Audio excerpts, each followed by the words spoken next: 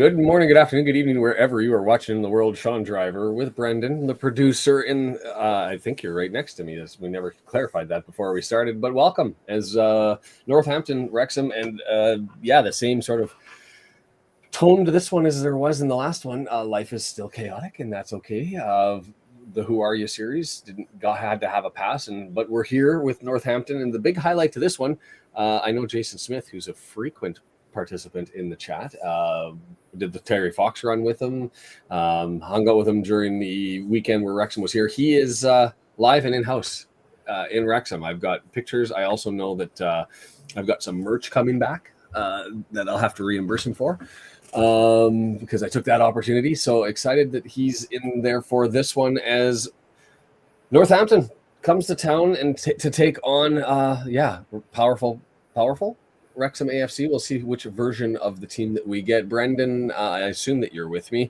What are your thoughts generally about this one as we lead up? And I guess we could probably also talk about early results. But anyway, go ahead. What do you think? Northampton, Wrexham.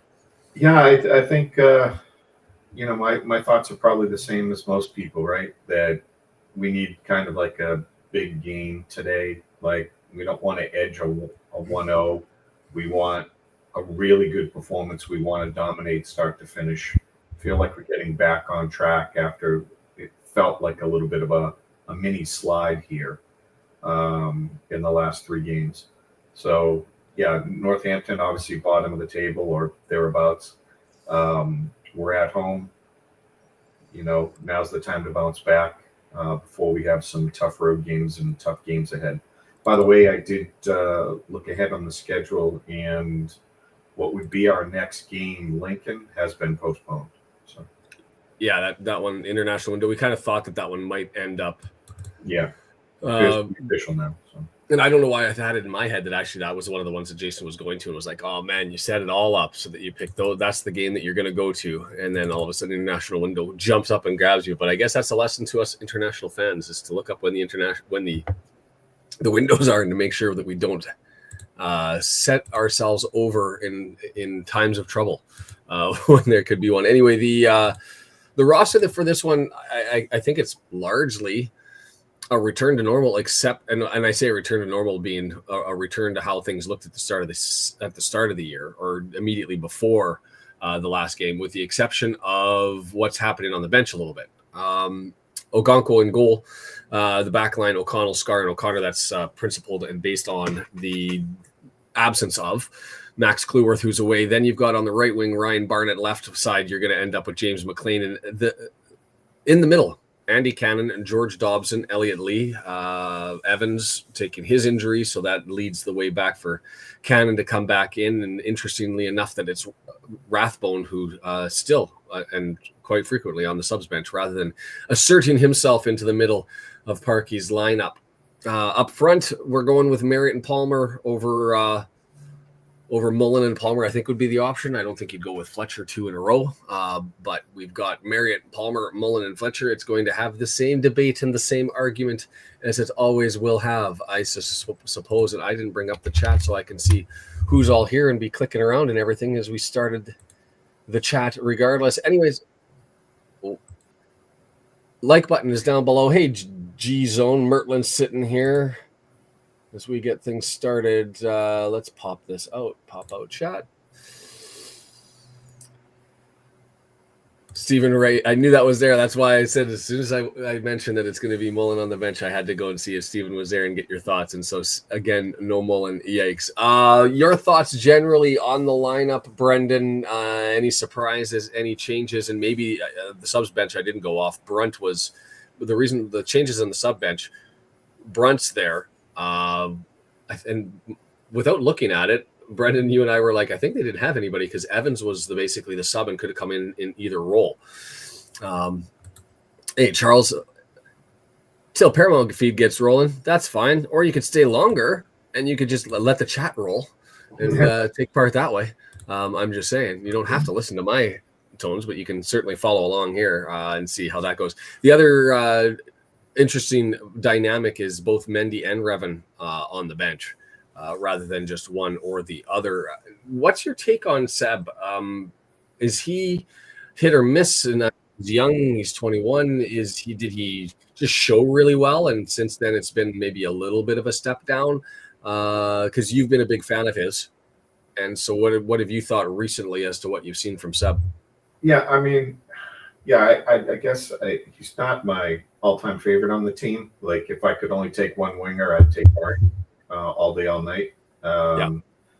But I think he shows promise, and his speed is pretty outstanding. And the times that he has crossed the ball, it's been really nice. His shots has been a little erratic when we've seen it sometimes, and he hasn't blown anybody away, kind of cutting back in.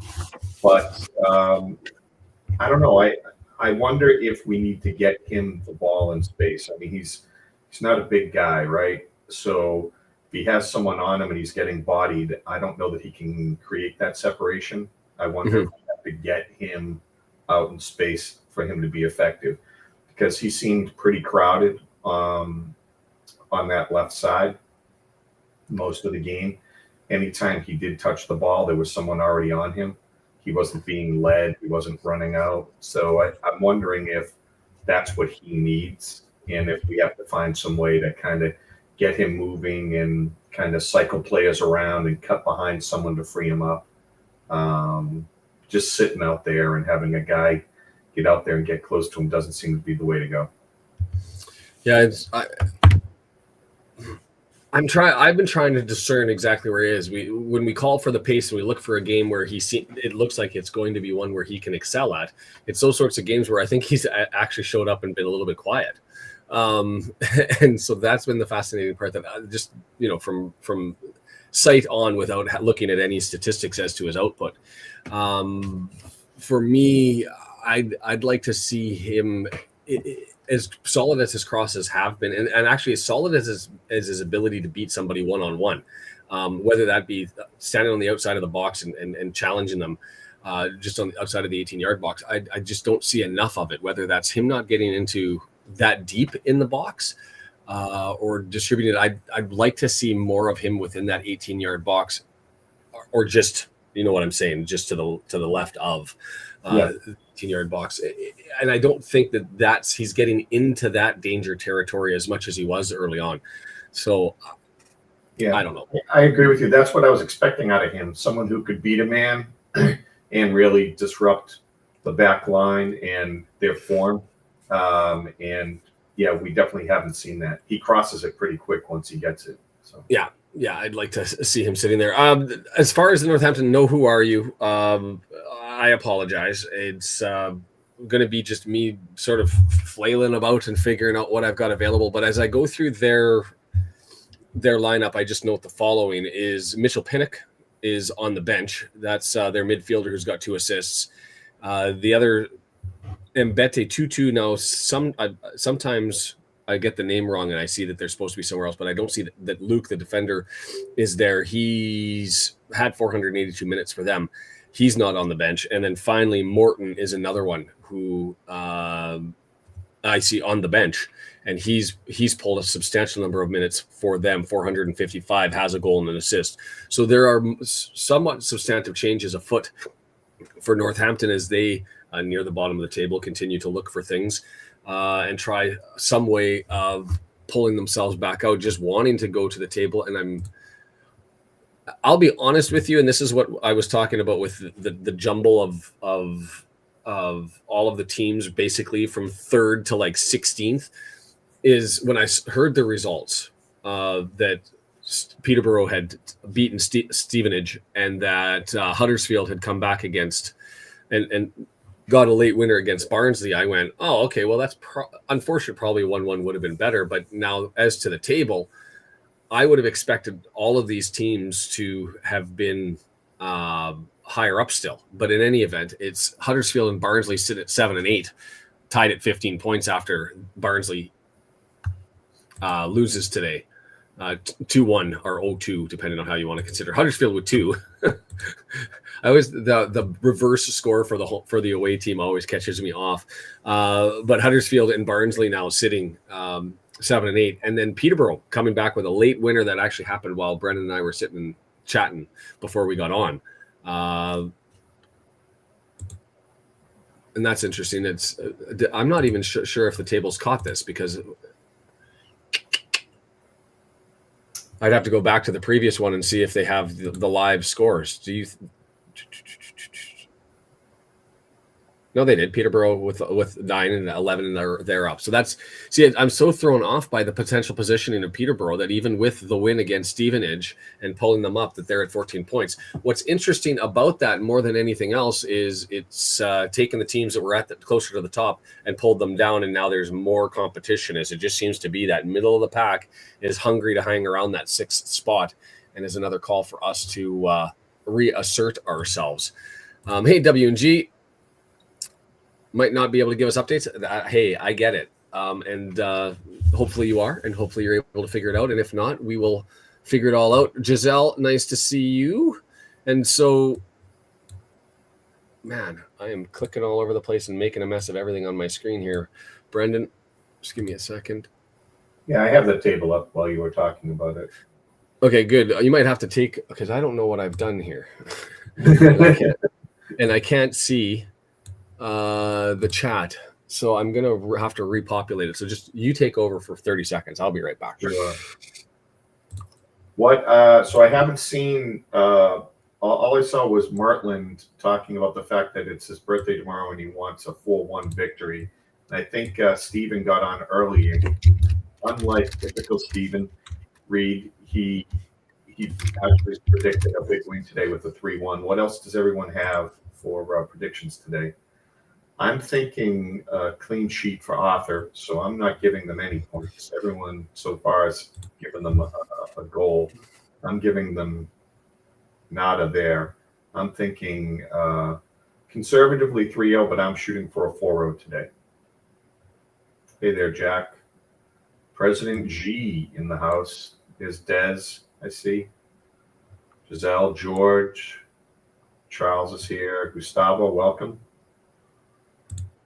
Hey, Kim.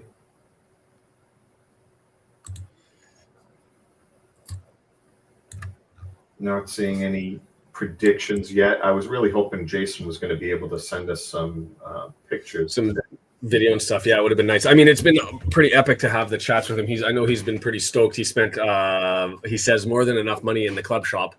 And I made sure I added some long sleeve stuff to his suitcase for the trip back.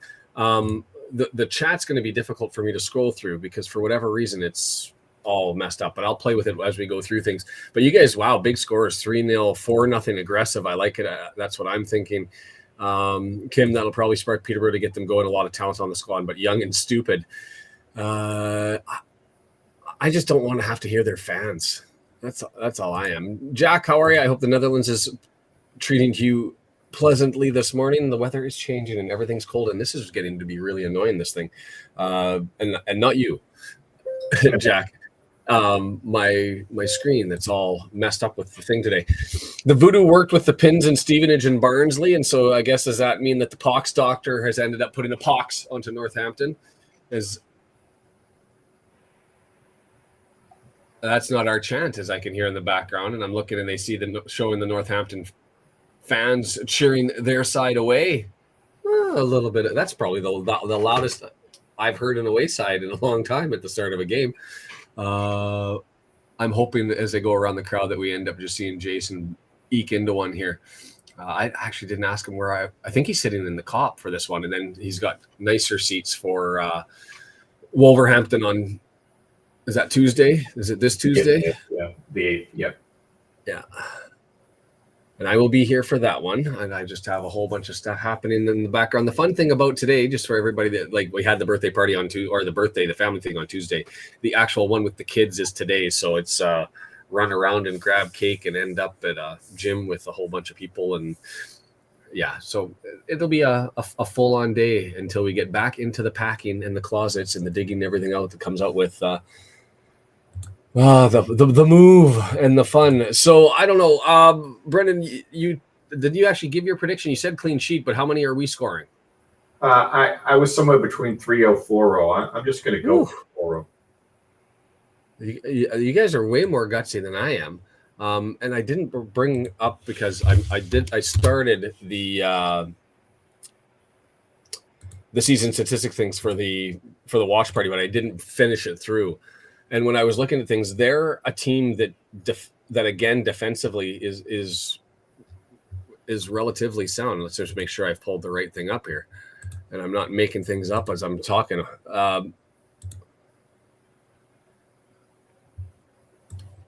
Oh, maybe it didn't finish off.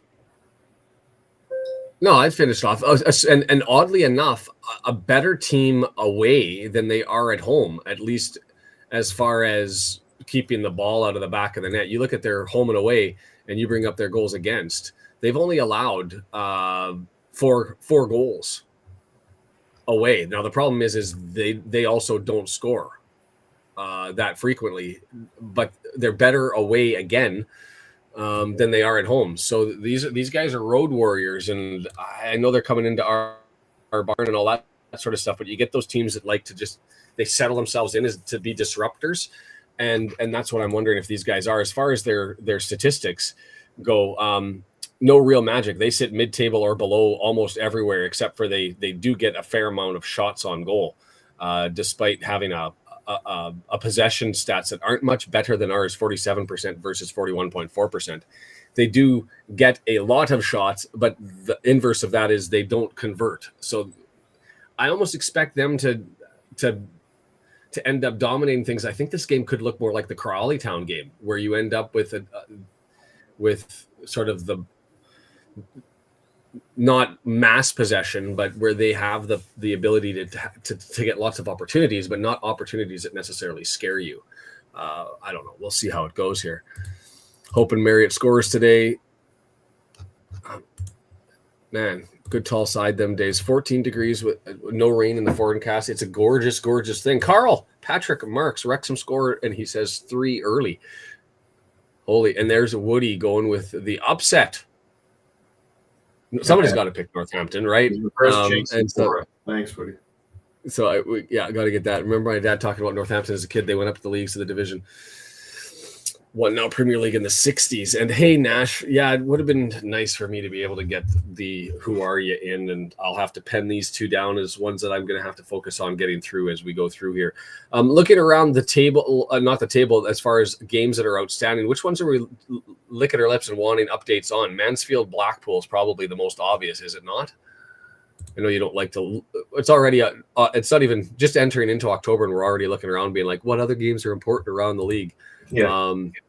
Mansfield Blackpool, because that's 3 versus 6. A Lincoln game too. Yeah.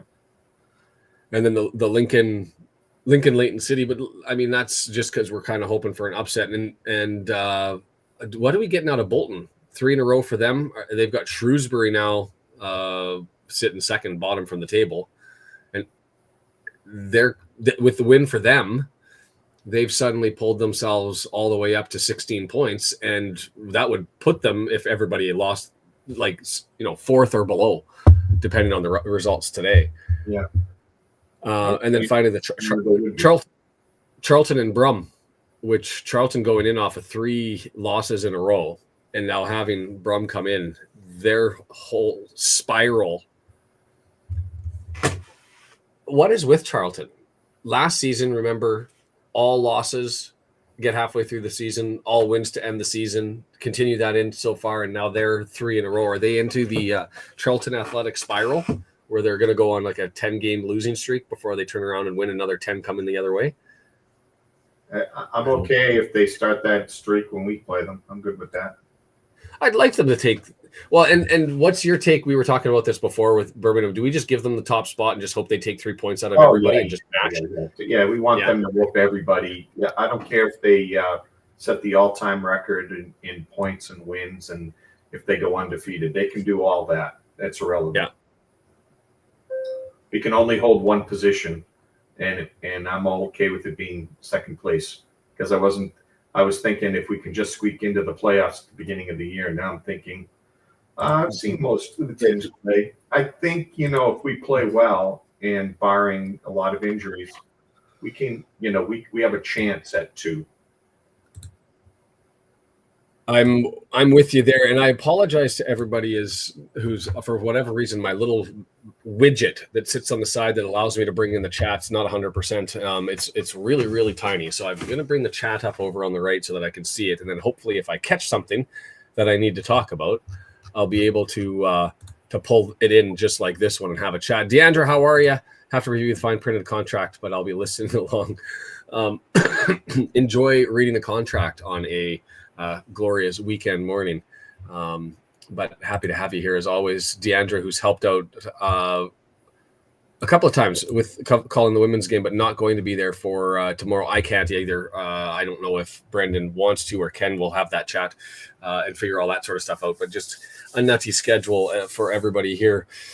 But talking the ambulance out of taking me to the emergency will pay off with a win. Woody, just do the right thing, man. That's commitment, and I appreciate that. But whatever you need to do, that's the priority. Whatever the right call is. But if we end up eking this one out, we'll set that up as a thank you to. We'll get to, instead of win one for the Gipper, it'll be win one for Woody. Win one for Woody. So the graphics are running. It's 6:52. We're going to get Mark Griffith with, at some point in time, giving us a chat. You've got Paramount Plus if you're looking for a feed. And also before we start the game, as I always have to do, if you're looking for pins, badges, medals, you're into sport trading, you've got a club that could use them and sell those things off. You've got employees that you can wear badges for at work, and you're looking for new stuff. Ultimate Promotions, ultipromo.com. You can see them at ultimatepromotions.biz, ultipromo.com. They'll do free artwork. They will do free shipping. They'll incorporate all of those things for you. They've been around for 48 years and growing. They've got some exceptional clients, Home Depot, KLM, a number of enforcement agencies and paramedic groups around at least North America and Canada especially. If you're interested, check them out, ultipromo.com. ultimatepromotions.biz. And yeah, the medals too, which I want those big sport medals. It almost makes me want to go run around a hill and throw a whole bunch of things so I can win one of those Spartan Challenge medals or something along those lines. They'll design those as well. So yeah, check them out. And thanks to them for sponsoring to make sure that this is all ad free as we go through things. As we are 6 minutes out. And Dez with the bold call. Marriott man of the match today, 2 goals. He heard it here first. I haven't given my score prediction. I don't think this is going to be a 3-0, 4-0 blowout. I expect this is going to be similar to the Crawley Town game. Look, we've seen us, I think, at our best in the games leading up immediately to Birmingham. We've seen us, I think, close to our worst. We are going to have some games for whichever reason we just don't get out of bed and things don't fire like the Stockport game. But I think those are those rare eggs. I just don't know where we are with this one. We're not in true top form, but we're also at the racecourse. And so to me, I think this is the turnovers. I'm going to go 1-0. I'm going to be chicken. I'm going to go 1-0. 1-0 us. That sounds glorious. Tobin from China. I don't know. Have we had China log in? We did it, but it's just very infrequent. Out for a late evening. Great to listen in from here in China. Infrequent. So welcome, Tobin. And another thing is, let me turn off Mark a little bit. He's a little loud in my ear. Holy. I like you, Mr. Griffiths. That's just a little loud in my ears this morning. Another thing that we haven't asked for a while. Well, 2 things. Like buttons down below. Go ahead, smash it. Let the algorithm gods know that we are here. That would be appreciated, and thank you very much.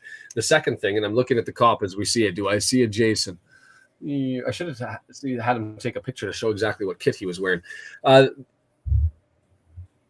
The second thing is we've had 55 countries from around the world so far. People have been in them and I see a Canadian flag on a hat, but that's not him. Somebody else there with a Canadian flag on their hat. Des disagrees, says we'll be up. I hope that you're right. I like to be proven wrong, especially when I'm a little bit pessimistic. 55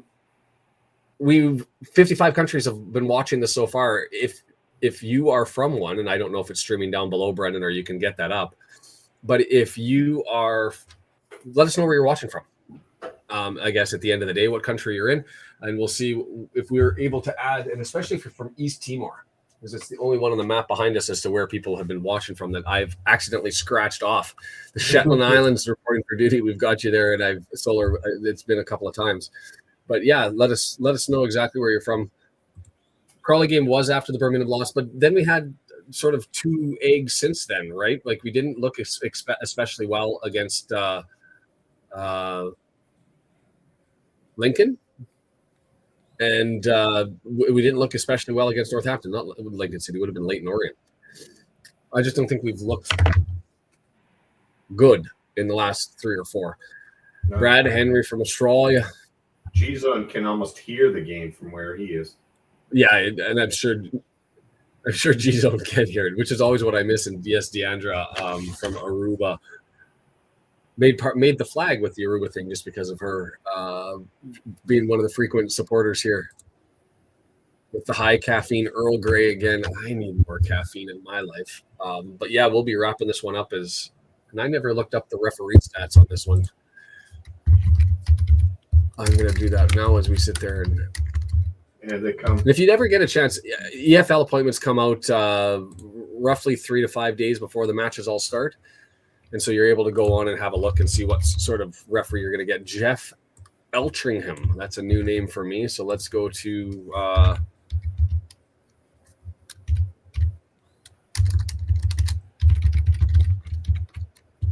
Ruby, impassioned. Let's go, Wrexham Reds. I've got to go back to my chat. I guess I shouldn't be doing that because I can't see. Good morning, beautiful people. Vinyl Horror Stein and Deandra still get emotional. And I forgot again when such a loser Jason was flying in and he agreed to take the flag over, and I haven't got the damn thing over. Yes. Ruby, you haven't been here in a while. And so we bought a house. And I celebrated by shaving this off. And my wife has me on a mandate to replace it. So I'm in the process of doing that.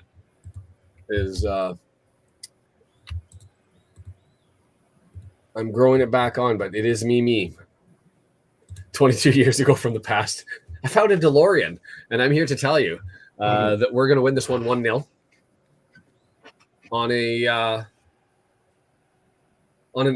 let's go with a Dan Scar goal. How's that? And if that pans out, I'm buying a lottery ticket. Some sort of crazy service from Elliot Lee that makes me scratch my head because we've been banging it.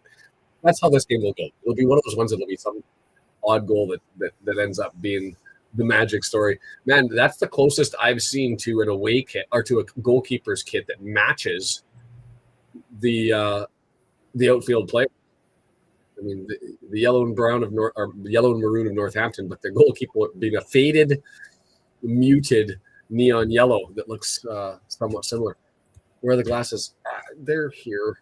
I sleep, and so I wake up because I have to get woken up, and that's where we're at with it. So I'm going to pass it off to you. See you. You're going to pass it off to me, Brendan Eakin in the background. Much appreciation, obviously, Brendan, Deandra, W&G for all the stuff that they do, and to you for being here. Like button as we get underway.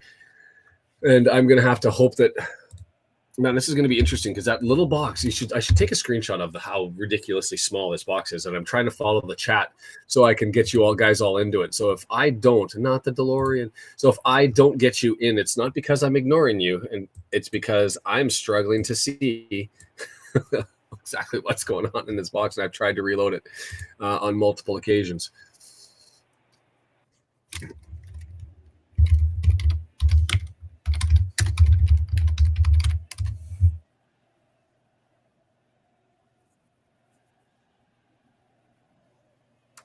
It's reported, if you're listening, I don't know if you guys are listening to the Paramount feed or the iFollow feed, but did I hear that right, that Northampton has completely changed their formation in order to respond to what they're expecting from us? Because normally you come in and you play your own style, and they were like, no, they've put 5 at the back, and so they've looked to adopt sort of a formation to counter ours, and they only started to practice it this week. Did I hear that right? Because that would be bomb. That would be bonkers. So Jeff Elchingham, I said, the referee there, I didn't look up his statistics, and I might as we go through it, but let's just assume that he's good. And we're waiting to get underway here. Northampton going to go from right to left on your computer monitor. Wrexham from left to right. And it's just a battle through the midfield, and it lands up on Northampton's right footer. Usually to start with a deflection, and that was one of those ones where you just sort of trust that Ogonko was covering the far post, but he let it go. I thought, why wouldn't you try to stop that one and get away from the corner? But instead and I don't know what, it took a weird deflection off a Scar from about 32 yards out and ended up being like a foot or two late. And maybe it's just because he didn't get out there, as it looks like he was a little bit, I wouldn't say off-footed, but the reaction was delayed after the deflection. So we're going to get a right-footed out swinger, and here it comes, short post. Ricochet. Where's the ball? Finally, EOC looks at it, sees it, and it gets funneled over. O'Connell all the way out on the wing on the left-hand side, and there is back to Marriott and into the 18-yard box, flicked in the air, and we can settle down and have a breath early, as that was a little bit concerning to start. McGeehan with the last, and why do they have to have so many mix? McGarren, McGeehan, McGowan.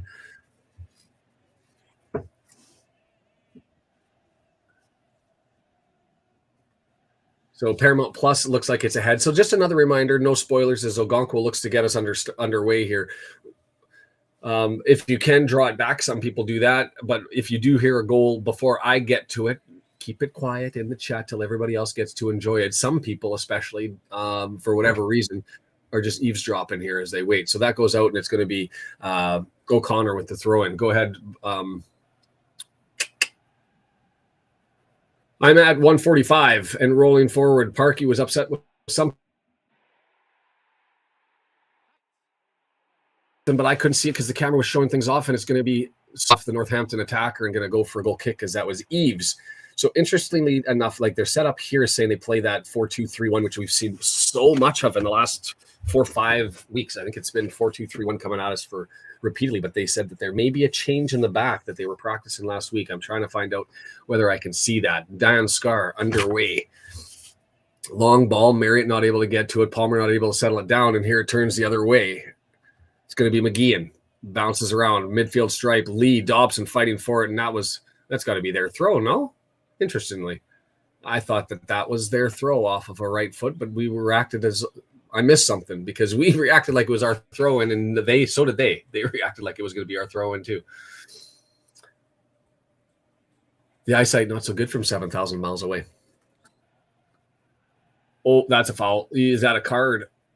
The lazy foot early in. I think that's got to be a yellow for me. Just a late foot in and clipped him around the shins, top of the legs with the nothing given. I'd feel a little hard done by if I was Northampton on that one. I'll be completely honest. And so we're going to have a dangerous attempt here. 4 in the wall. OC, Palmer, McClean, and Dobson lining up. 18, 19, 20, 21 yards, 20 and a half yards. Ew. And so we'll see what they're able to do.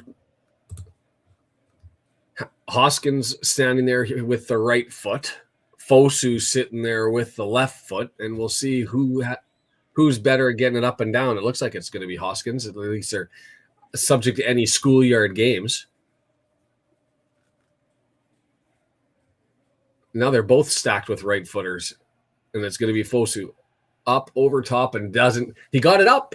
He didn't get it down. That sounded a little rude. That sounded a little off. Maybe that's just me in the morning. No disparaging remarks about the mix, Sean. Got it. That replay showed good, no yellow. Whew.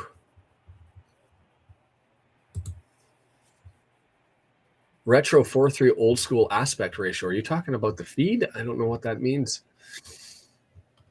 Or you're just talking about we're trying to read the thing here.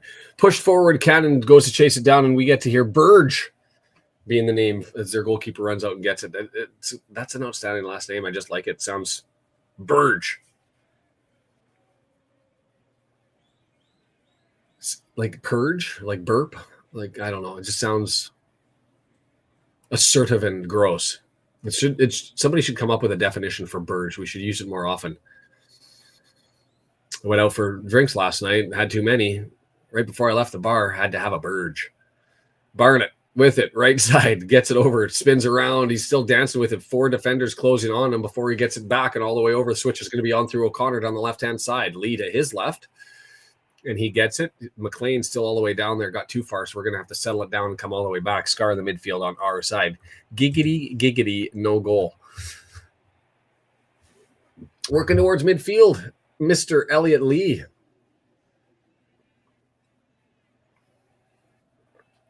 Hey, Kim, it's your favorite part of football. We're going to do something we haven't done a lot of this year and have the center back kickabouts.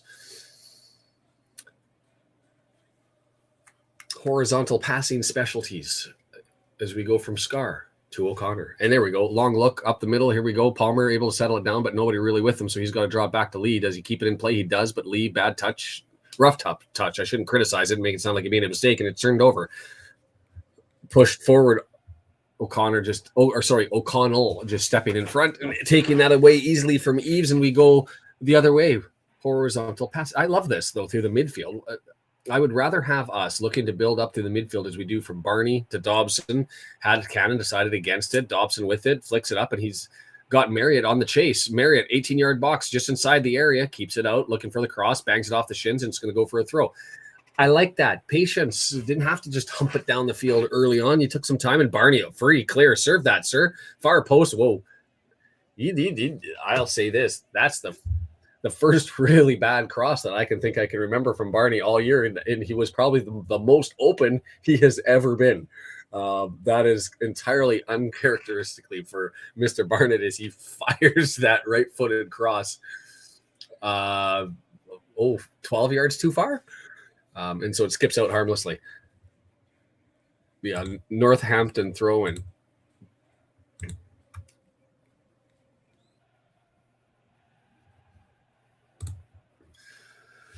Oh, boy. Gaining possession. Barney spins. Scar. So far, 7 minutes, 20 seconds. We're starting right now. I'm liking what I'm seeing here. As we've got possession, McClean with it, doing a little dance and getting up to Palmer. We've got red all over that left side, and it gets all the way up to O'Connor, who's hit the defender and not cleared. Lee with it, 20 yards out. Is he going to take a shot? He's got Cannon to his right. He does the mass switch over to Barnett and over on the right-hand side. Dance, get around, cross coming. It's there, far post, and headed, scores! James McClean, coming down the wing, making Wrexham sing. James McClean. That is his first shot on target out of 12, and he scores. So he's a 100% when he gets it on target. Get more of them on, Mr. McClean. Although it wasn't a foot, it was a header. Barney serves that up. He just had to reset the dials. Had to get his bearings a little bit as he fired that one a long time.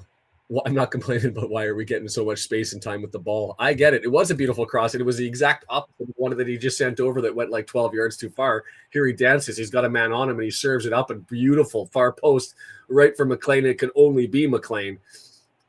And so Barney needs to be close to somebody. There's got to be a song about that. And just McClean goes far post, easy as... Like, that's exactly what you scroll. And the captain's sitting there getting everybody fired up. James McClean running down the wing. You missed my singing, Deandra? I'm a little bit... I'm disappointed. I'm hurt. I'm sad. Thanks, John.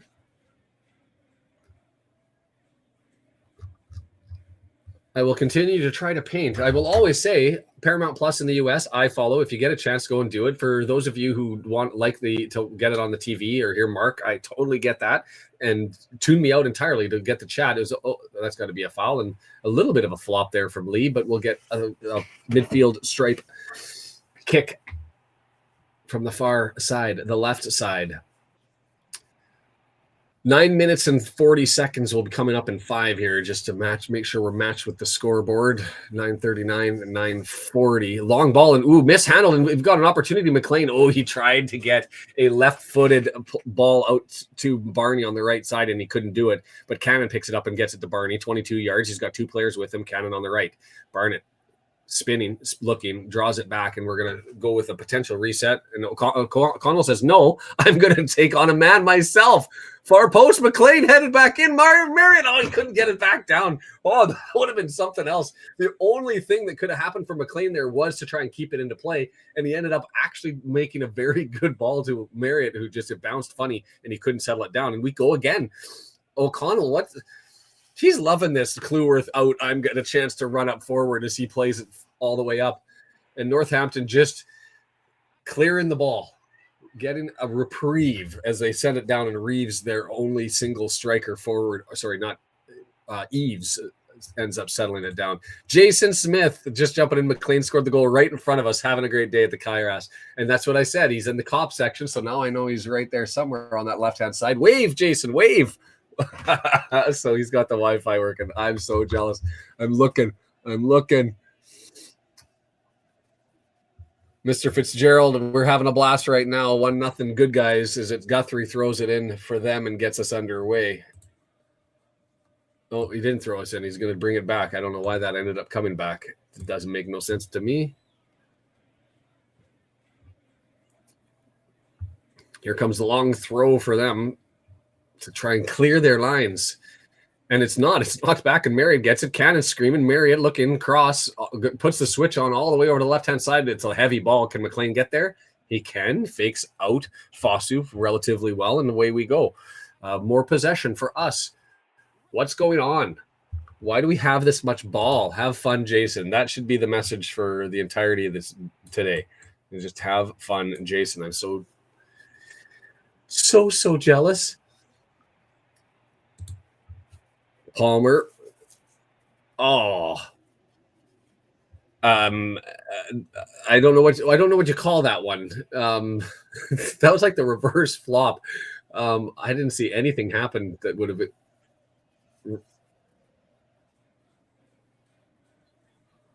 I'm just listening to the color commentators give their assessment on that as well. Palmer sort of gets his arms up, but they're grab, fall, and the guy just ends up hitting the deck, and the referee says, okay, well, that'll be a free kick then. The shots from McClean fall mainly out in vain. But when they're on, see, now I'm trying to rhyme live. But when they're on net, I don't have. Mansfield up 1-0. So they with 17 points to start this one, looking to climb the ladder with us. I hate Mansfield. I hate their fans. I don't know why. I know I'm the only Wrexham fan that's out there, but other than probably Posh after their nonsense early on social media, I think collectively, and I don't know why. There's no reason for me to have so much disdain for a club. I think it's because I consider them cheaters, but that's just me. I need to be friendly. I've got a birthday party to go to. Northampton with it Wrexham with it on the throw, left-hand side. I'm going to get the switch all the way over to the right. Wide open Barney, man running on him, flat service, and this time stabbed away. And it's just cleared. And this has been the game so far is Eves all by himself, who holds it up and waits for everybody to come, and Cannon comes back and just nicks it off of Scar. I would have liked to have seen some opportunity from Scar. I was just about to get critical of him not trying to make a play on the ball around the man because everybody was coming forward, and it would have been, I think, low risk to try and end up knocking that away. But Andy Cannon comes back and ends up rescuing it. And here we go the other way with some ball, a little midfield passing before they end up getting a bit of a break. And here's Elliot Lee, far left side, looking to take on his man, Fosu. Bounces around a bunch of players. Marriott's there to settle it down, and we're going to come back to the midfield stripe and reset. Cannon, right side. O'Connell with him. Barney gets it now. 20 yards out. One man to beat. Danson goes away from the goal line, gets it out. Cannon's there, going to draw back to O'Connell from 35 yards. He finds Barney, 18, 19 yards in the box, in the area, and then flicked on goal by Barney. Not enough thump, not enough pace. And Vinyl says, I have a nice list of clubs I disdain. I disdain them so hard. Do you have anyone on the top of that? And your goal difference is going to be important. It could be for that second spot. And every time they show the cop, I'm like, where's Jason? It's like, where's Waldo?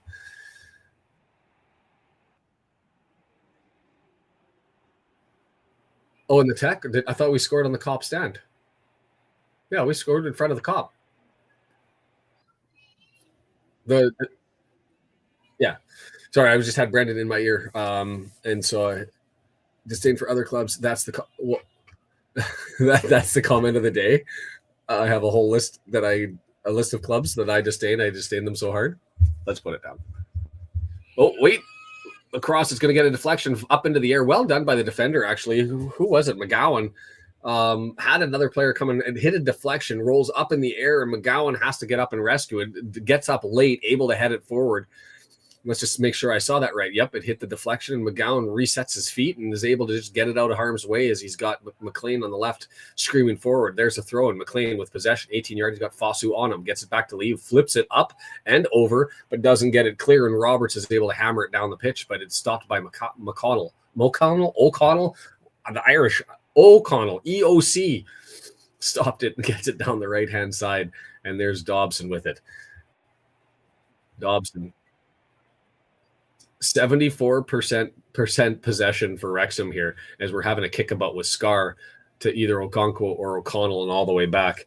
I've got to write this down. Oh, I have a nice list, and I got to get the graphics going on the comments of the day and the players of the day. It won't be today.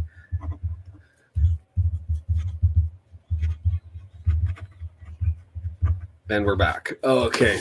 Long ball forward. Merritt able to knock it down midfield. Left it for Cannon. Then Cannon leaves it for Dobson. The ball just sits there in midfield essentially and waits for Dobson for a good 3-second count before it actually moves again. And it gets over to McClean on the left-hand side, who puts the switch into play. And now it's moving over to the right-hand side until Cannon says, I don't want the ball over on the right. I want it on the left. And so it goes to Lee. And now back to McClean and Dobson. This is just a masterclass in possession. Who are we? Lee with it, middle of the pitch, mistouched by Merritt. He's being held, grabbed. He's able to fight through it and he maintains possession. Cannon right side over to Barney. Barney, can you serve it up, sir? Ooh, he's up far post. A little bit too heavy this time on that one, and it's going to go and bounce out of play harmlessly and be a Northampton throw. McCarron is the man charged for guarding Barnett. Barnett's beat him 4 times now early, but 2 of his attempts have been bang on and 2 of them have not. Disdain for other clubs is a big part of the fun. And I get that. It's just of all of the teams to end up having disdain for, if you were to survey 1,000 Wrexham fans, I don't know if any and say name the club that you don't like more than anybody else. And let's exclude Chester and say in your league, and maybe let's exclude Shrewsbury even. Who would you get to? And why? Why am I Mansfield? The sound of the name, the thought of the logo, their pitch, their fans. Just anyway. EOC with it. Clip that one. I'm sure I'll make Mansfield happy. 80% passing, 74% possession, and Marriott there was a little bit of hoofball for the first time at 18 minutes and 20 seconds, and Eves sent to go and chase that down before it goes to Okonkwo. We did have a hoofball. It went all the way down. Marriott wasn't able to collect it. 74% possession. Deandra's scared. Right? It is the thing is I'm a big fan of sports governance, and I'm a big fan of fairness and competition. And I just think that they are milking it with their pitch. And they're like, oh, the evidence doesn't show, whatever. I think that they're cheaters.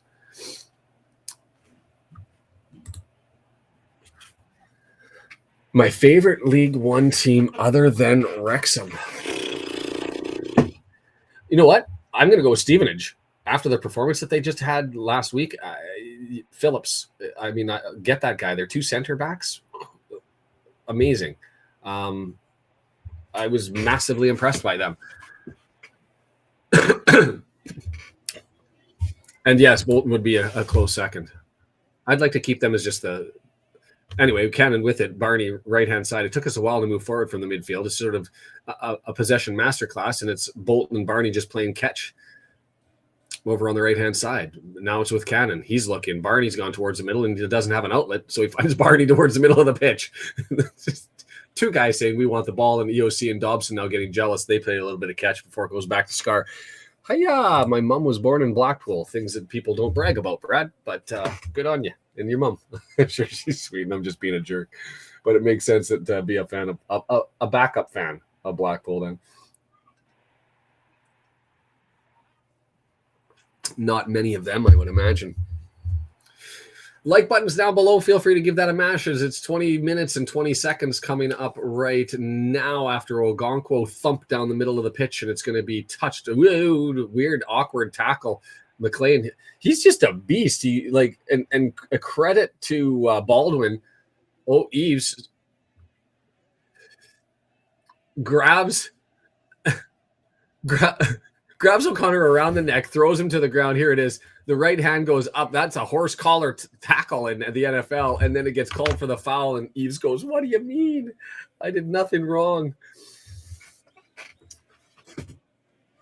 Holy. Brady might be taking on Parkinson for the enthusiasm going on the side of the pitch. Ogonkwo gets us underway.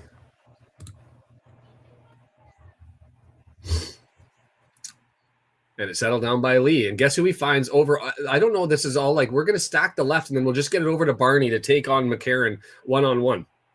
And here it is again, and Barney gets into the middle of the box, and it was right there for Lee, and he couldn't get up and get the heels on it. I think it got deflected away.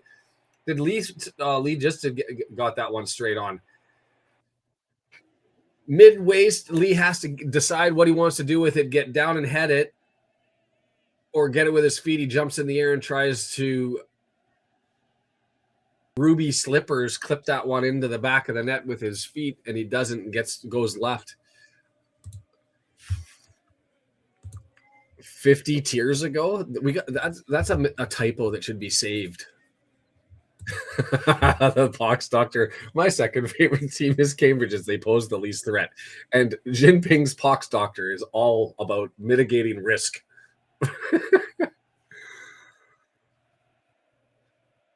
That's fair. I don't have a problem, and comes from good stock and all that sort of stuff. And he's not Nigel's credit to the game like his father was before him. Sure.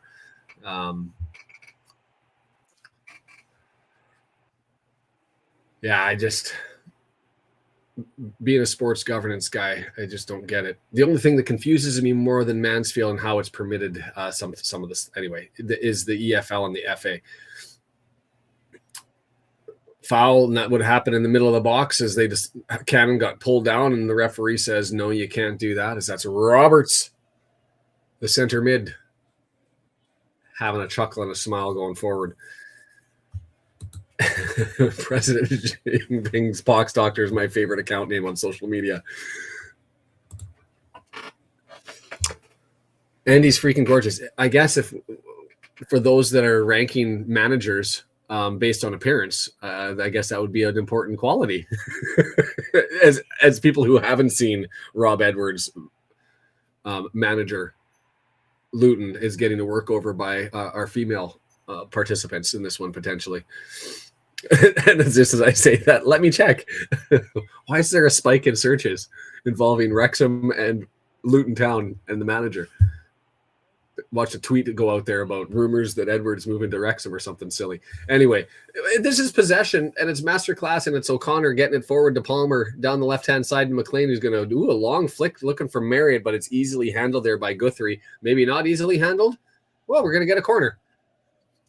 Big, tall Guthrie, you look at where that ball was ended up going, and you were like, he's just going to end up framing us out, and we're not going to have any chance to get that. Or if push comes to shove, he'll do a clearance, and instead Marriott puts him under pressure, and he gets put out the back end, and we're going to get a corner on the left-hand side.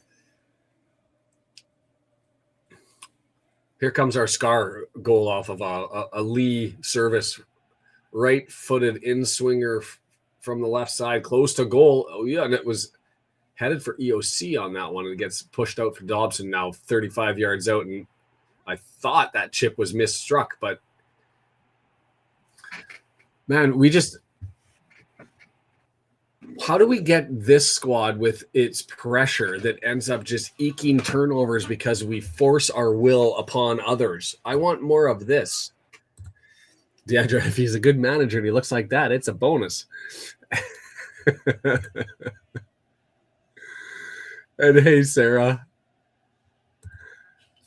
from Blackpool, sort of becoming a very frequent participant here, Sarah. And I hope everything's going well with you.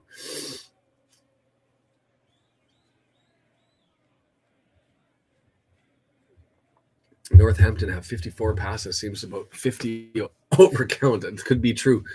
Accidental touches that happened to roll to somebody on a yellow kit, counting as a pass. The throw in off of a head, so we'll have a throw in again. Northampton eking its way up the field, caterpillar-like pace. Reading up 1-0 on Rotherham. I'm just gonna see if I can reload the table here. So Mansfield up Exeter City. They got Cambridge, so that's an opportunity for 3 points for them. There's Posu over on the right-hand side getting grabbed by Scar, goals out, and they're going to call that a corner. And so it'll be pushed over as the red mob push in front of Ogonkwo.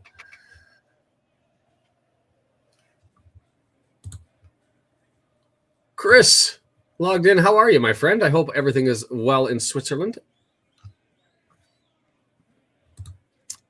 Man, great manager, unselfish lover. What more could you ask for? God, Vinyl.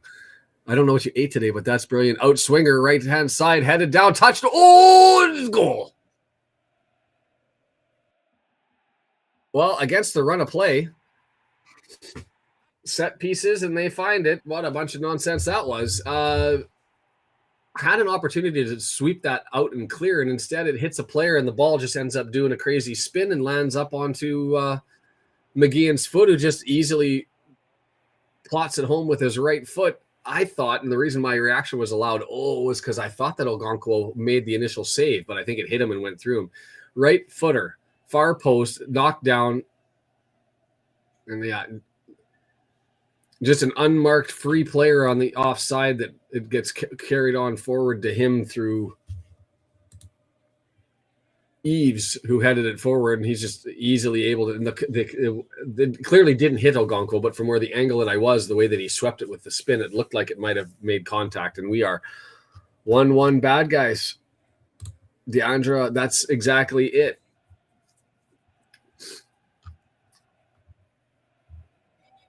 Missing Max with the corners. Absolutely, John. I am great. Just really busy. Terrible defending. Yeah, left a man free on the post, but here they come again. Don't make two really quickly. That would just be foolish given the run of play that's happened so far this game, as it looked just comfortable. And now 18-yard box, we're under pressure.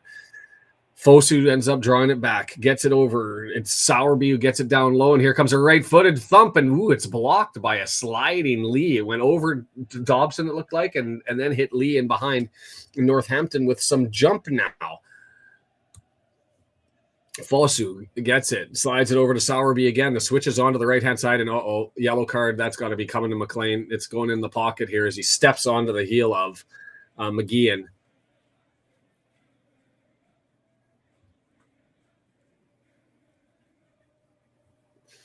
I think that's only McClean's second trying to review a contract while listening to a Wrexham game. And how's that going for you, Deandra, with the odd Google intervention that occurs? So that was just, that's a yellow. He came up all the way through. I mean, the dramatics at the end.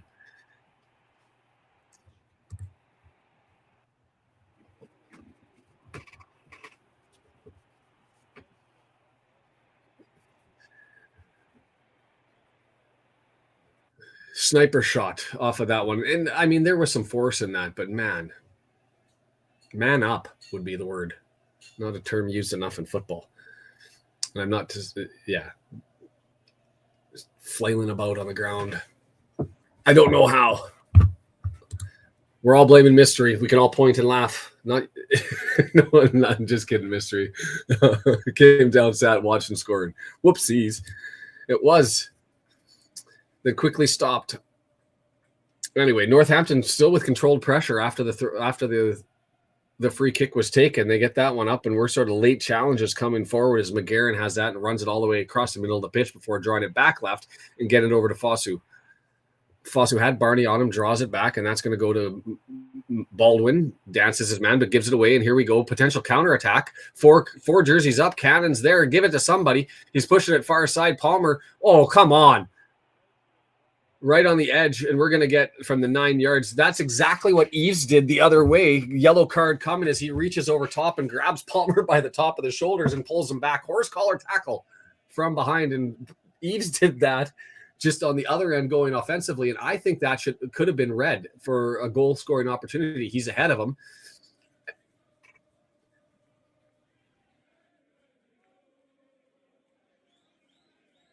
Because that could have been a red for being a goal-scoring opportunity taken away. The only question, maybe the ball did run too far, but in any event, we're going to have one too close to go up and down, or if it does, it's some kind of crazy spin on a ball that I just have never seen. Like, we're literally half a yard. We're 18 and a half yards away. O'Connor's sitting there spinning the ball as though he's and having a look as though he's going to have a crack. You've got to either try and bash this through the wall, or you've got to try and find somebody over on the left-hand side. You got to feel bad for the people that's sitting in the wall here. Like, then they're not even 10 yards back. Fosu wants no part of being in the wall. I'll tell you what, we're looking at the angle, that top left corner is looking pegged. I think that wall is too far right. And I know you've got the keeper watching that one.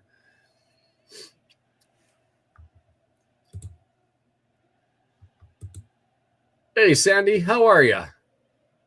Terry Fox and Wrexham next weekend, which is awesome stuff. And here we go, O'Connor. He's looking. He's got a bunch of options in the middle of the pitch, and he's going to throw it. Marriott started to move too fast. He was looking for a hard pass through the middle to find a streaking Marriott, and Marriott was about 3 feet the other way, so it just rolled harmlessly and no die. We're with Marriott today to start. Mullen is on the bench. DeAndre, at some point, me having meetings every single Tuesday afternoon is getting a bit suspicious. I just have a no book anything policy for Tuesdays at the start of the season from September to May of every year. Don't book anything on Tuesdays, which made the Birmingham Monday game very entertaining for me to be like, how do I move stuff around now? Shh. Fans cheering, looking for trying to get a foul because Eves pushed McClean a little bit towards the end of the pitch right before the tech end, and nothing really in it. But I do like the fact that the fans are involved in this one. 32 minutes and 35 seconds just going up on the clock, and it's a long ball to Palmer. Palmer, he's got Marriott, dances 18-yard. Palmer misses it right side, and it's going to be a goal kick for Burge. How are we sitting at 1-1? Chris, you are a beautiful man, and I love you being here, man. And I appreciate the fact that you continue to support the channel so much and people with the gift stuff. So being a hero as usual. Thank you, dude. It's greatly appreciated. Burge, getting us underway. Knocked down. See, like every long ball, every opportunity through the mid, like that's Burge sending it down. They've got 3-4 guys around, but it's us who take it, and it goes forward. And midfield battle, we win it. Other than that set piece goal, late challenge there is that's up against EOC, and we just get a foul on that one. Absolutely, G-Zone. Absolutely.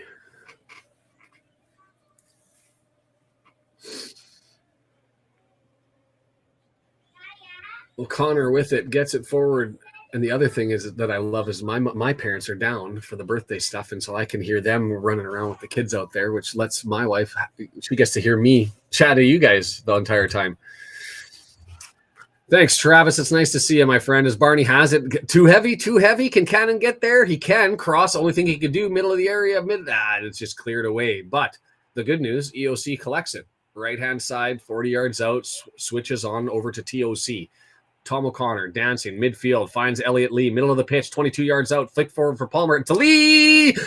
Rocket over the top of the net. 3 feet too high, but beautifully set up. And pardon me, Kim. Pardon me. Shrewsbury up 2-0 on Bolton. Oh, that was gorgeously done. Palmer just frames up the defender, knocks it back for Lee to drive his foot through it, and tears off. Bolton losing my favorite status just like that. They can still be your second favorite, and you can still be happy when they struggle. Dobson. Roberts battle in the midfield. Dobson he beats like Roberts and then the next defender before it goes out for a throw-in, and it's going to be O'Connor 10 yards, 8 yards into our side of halfway. Darn is right, G-zone. It was the whole build up to the play was beautiful, and it looked like one of those Lee's going to put through the back of the net and some kind of exceptional goal, and then there was the letdown. Watching it fly. Nice pass from Dobson up to Elliot Lee, who's over on the right this time with Cannon. He gets it up to, here comes the Barnett versus McCarron battle. McCarron wins that way and clears it from Barnett, but Barnett, Pitbull, loosens it up. And it's still a battle in the midfield as EOC went up to go and get it, and we end up winning the ball. Well done for Barnett coming back and forcing the extra hustle, because that got that battle there, which was Fosu coming back to take on Barnett, as he and McCarron had to switch as McCarron was chasing the ball, and Fosu able to knock that one out. So we'll get a throw in from Barney. Barney to Marriott. Marriott mistouch. McCarron heads it on for Northampton. The Cobblers. And it goes to EOC. He touches and kicks that out. They say they kicked that out. I thought that was off EOC, but must have hit a deflection, and away we go. Lee was practicing that midweek and scored 4 out of 4. Of course he did. You get to 19 yards out, middle of the pitch, just put your right foot and send it. And he sent it.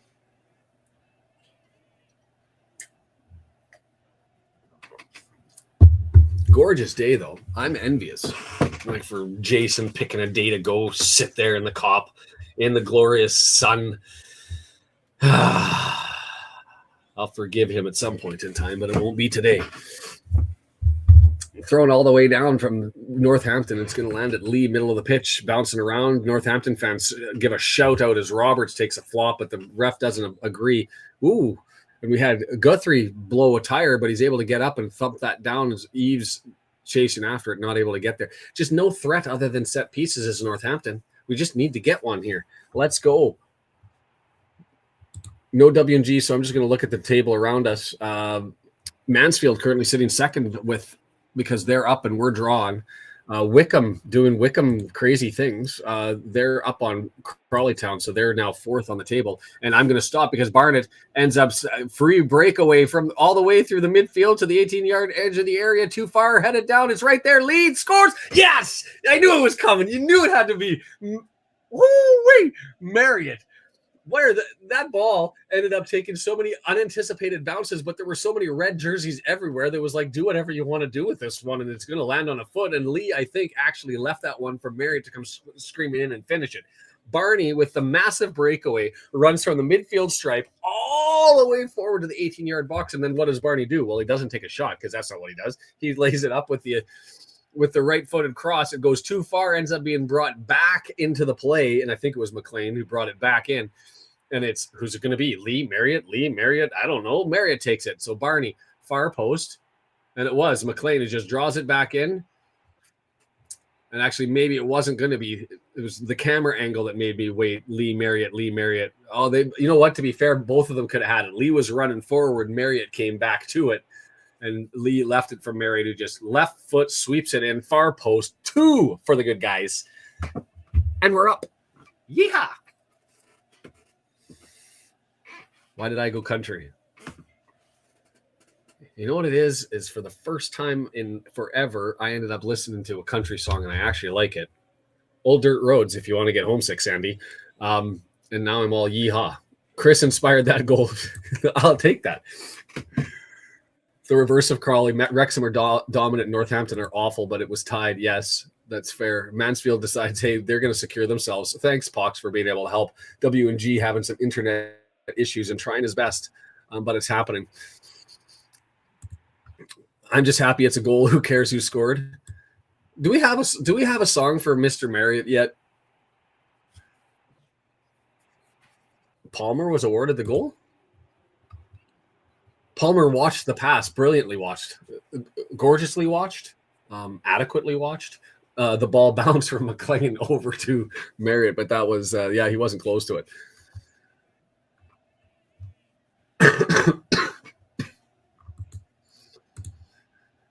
Well, Tobin, it just has to hold like this and you'll win out. We've got a sub here.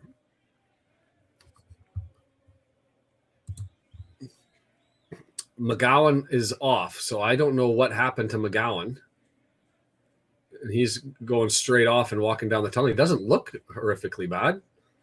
But in any event, there's the sub. And it's going to be Oda Mayo.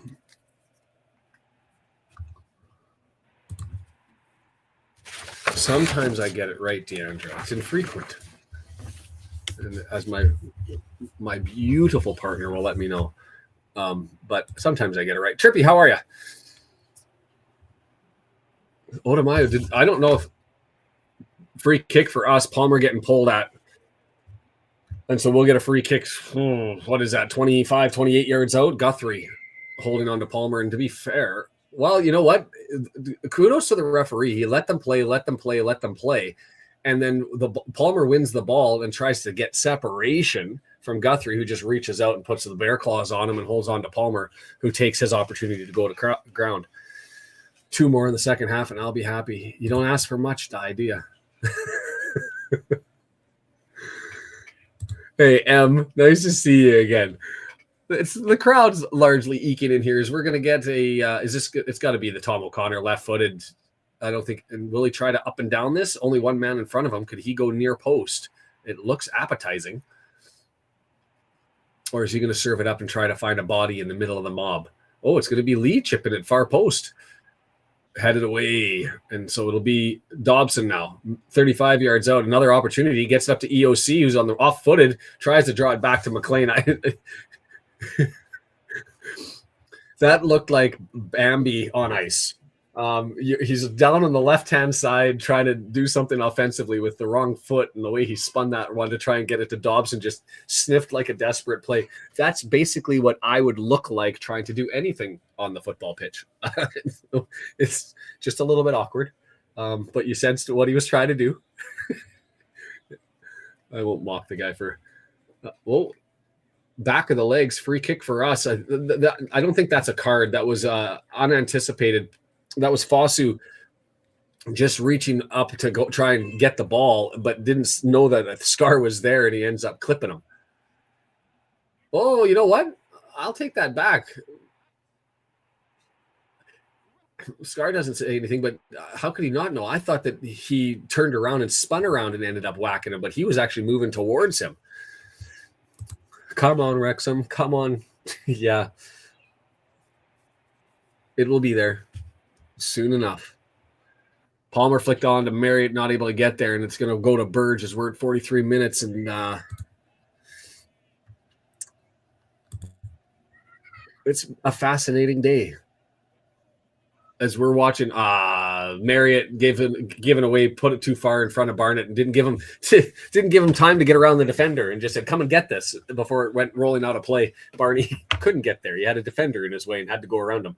So it'll be a throw in for Northampton on their side of the half. And Roberts has it, loses it, pressure's on. Are they able to get it back? McGarren able to come out and help rescue Roberts as he has it now and gets it back to Sowerby, who's on his yellow. I thought that was Guthrie who got the yellow, but must have been Sowerby. No, I'm pretty sure it was Guthrie. Maybe it's just fought mob late to get it out. Ogonko collects anyway as Northampton thumps it down the pitch and nothing comes of it. What do we got for extra time in the half here? 2-3 goals, 1 injury sub, 4.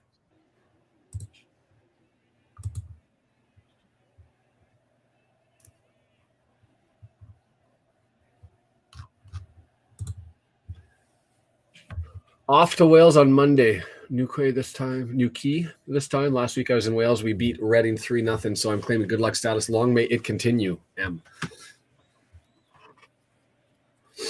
Although a win against the Wolverhampton U21 team, I don't know, gives us much, except, I guess, a spot in the playoff round of the trophy.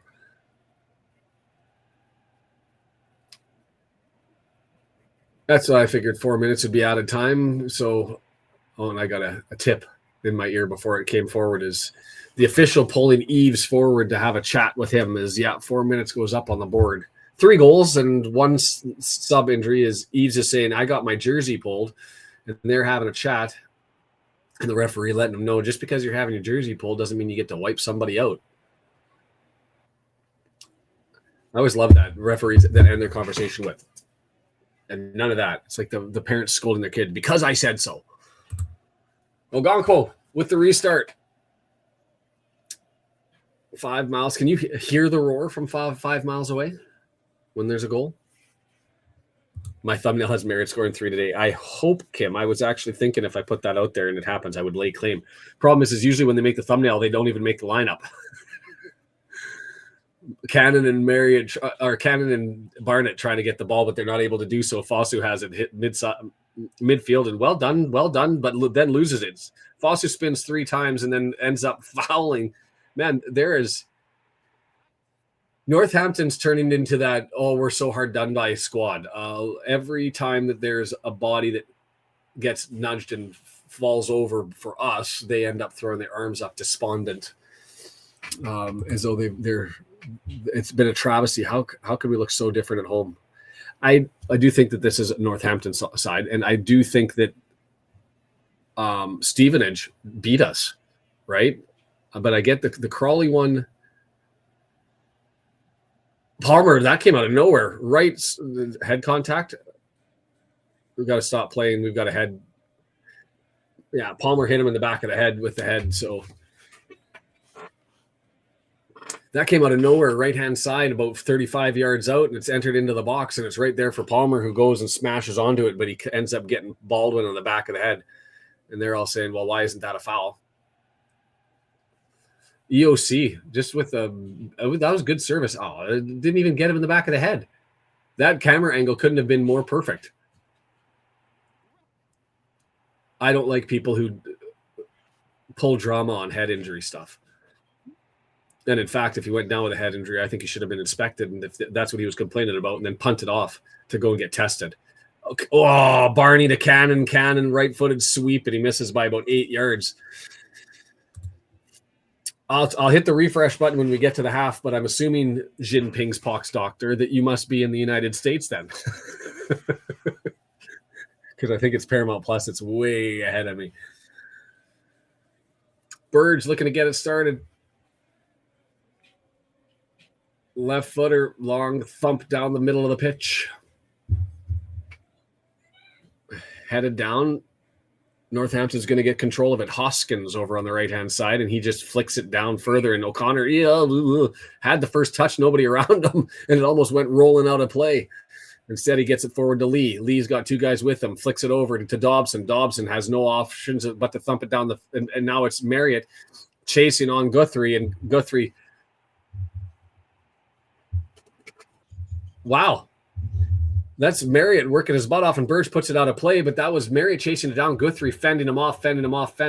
Marriott keeps on working, gets it over, and Palmer gets it into the area, and it's a little bit loose, and it's able to be cleared by Northampton. That was Marriott just busting his hump down the wing and taking on the challenge of the larger Guthrie, pushing him away, and instead of complaining about it, he just puts his head down, continues the work, forces the mistake by Burge, who thumps it out, and we get a throw in, and a scoring opportunity that came from that. But all for naught. McGarren has it, throw in, left-hand side. Well, just hold the phone to your ear for 45 minutes then, RKO. That's all we ask of you. There's the whistle for the half. This one's been fun. This one has been entertaining. And it's really been McGarren just getting abused by Barney. That's what that half was for me. Brendan, when you get in, let us know your thoughts. Yeah, I agree with you. I mean, the standouts are Barney and I'd say EOC seems to be everywhere. They every long ball he's intercepting, he's pressing forward. I think he's enjoying not being in the center and being the last guy. You know, he's taking some chances coming up and squashing plays before they start. So. Yeah, if you were to put up a heat map of where EOC has been and played for his entire time with Wrexham, there's one area that I don't think he's probably ever touched, was that deep left corner. And yeah. Lo and behold, for the very first time, when you talk about him being everywhere, the fact he was anywhere close to the exact opposite at corner for that touch that wasn't from a set piece makes you just sort of scratch your head and be like, yeah, he was everywhere. Stevens has a bit sloppy at times, but with good half. Sorry, I didn't mean to cut you off. Go ahead, Brendan. Table or stats? What do you want?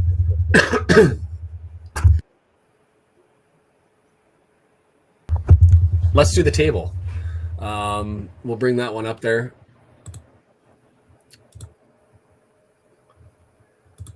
Interestingly enough, and right off the top, we said, do we want Birmingham to win every single match and just take points from everybody? And we said yes, as Charlton has been in a free fall, 3 losses, and then they've got Birmingham, and they've survived to the half in a 0-0 game.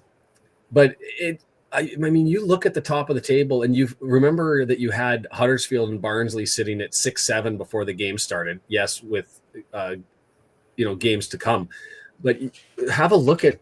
We're the only team that's played 10 matches in that 1 through 8 spot. All of those other teams have a game in hand. Wigan, Huddersfield, Blackpool, Barnsley, Charlton, Peterborough, Bolton, Rotherham, all sitting. It's still in a dangerous position to come back. But you've got solid clubs all the way down to, and I know this isn't an insult to Bristol and the teams that are below, but Rotherham up. Any of those teams could go on a massive, crazy run. But fascinating. Anyway, Mansfield up 2-0 on Blackpool. And Blackpool sort of doing the Wigan Athletic thing of not knowing exactly, are they going to go on a run? Are they not going to go on a run? Are they going to – who are they? Lincoln continuing with their we don't lose mentality, 4 wins, 4 draws, and 1 loss. And they're sitting 0-0. In their game against Leyton Orient, which I think they're at home, so they'd be disappointed by that result so far. But that's sort of what Lincoln does. They don't run out with the score. They just keep it close. Stockport. Yeah, I would have said Wickham and Exeter being like 10, 11, 12 range, not or worse. I had them. Yeah, I had them bottom, like not in relegation territory, but comfortably in bottom third.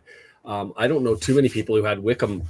When we played them in the first, when you looked at the first 6 games and you saw Bolton and you saw Peterborough and you saw Birmingham and Wickham, did you think Wickham was going to be the team that at the end of this would be up, other than Birmingham, up at the top of the table? I sure as hell didn't. No, absolutely not. So, and they say don't look at the table until you get past 10 games or Christmas or after Halloween, whatever rule it is. But one of them is 10.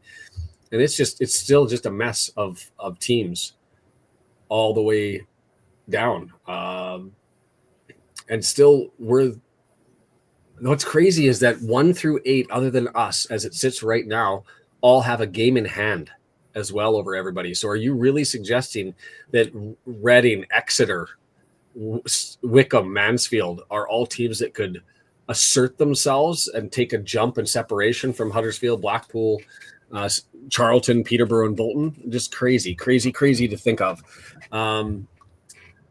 So as just other scores that are around the league, Shrewsbury up 2-0 on the road in Bolton. That's bonkers. Rotherham losing 1-0 to Reading at home. That's somewhat crazy because you just don't expect Reading to be a quality away side by any stretch of the imagination. Bristol Rovers, they're losing to Burton on the road. Bristol, who are you? They don't even know. They've been so eclectic. They go on a winning streak to start. They go on a massive losing streak. They looked decent last week, and they're back to crap right now. And then you've got the bottom of the table as it sits with. I think it's pretty much safe to say that Cambridge is done. I know it's only 10 games in, but I mean, I guess it's easy enough. They just put on 3 wins and they could pull themselves back out of it, but they just haven't shown any moxie. -11, goals for, goals against. And Crawley, who looked good, still sitting at the bottom of the table with Shrewsbury and Burton in that crazy battle down at the bottom. Should we go to the stats, sir? Yes. Did you have anything that stood out on the table before we transitioned out? No. I was just watching the highlights, and it's kind of funny. Neither one of us mentioned McClean, and he has a goal and an assist. Yeah, and the assist I was impressed by because I thought that ball was going to just end up going out. It was too heavy, and there was nothing that could be done about it. But he went and found it and grabbed it, and that's a credit to him. Having the athleticism to get there. Have you noticed that that's his thing, though? Do you notice he hits back behind the line? Like there must be some sort of someone rush forward that get the short post, and then the next guy slow up, and that's where the pass will be. Yeah, and so it worked beautifully in the pass back. I mean, as intentional, unintentional, I think it was more just let's try and keep this in play and get this backwards to somebody. But it worked brilliantly there, though. That's where he got Palmer there. He's got a few guys back behind the run so that they have an opening. But maybe you're right. Maybe it's accidental. So, anyways, the stats, are there anything that stood out to you looking at the table other than just how if anybody predicted this table after 10 days, I'd like to have a talk to them because I want 6 numbers for the lottery.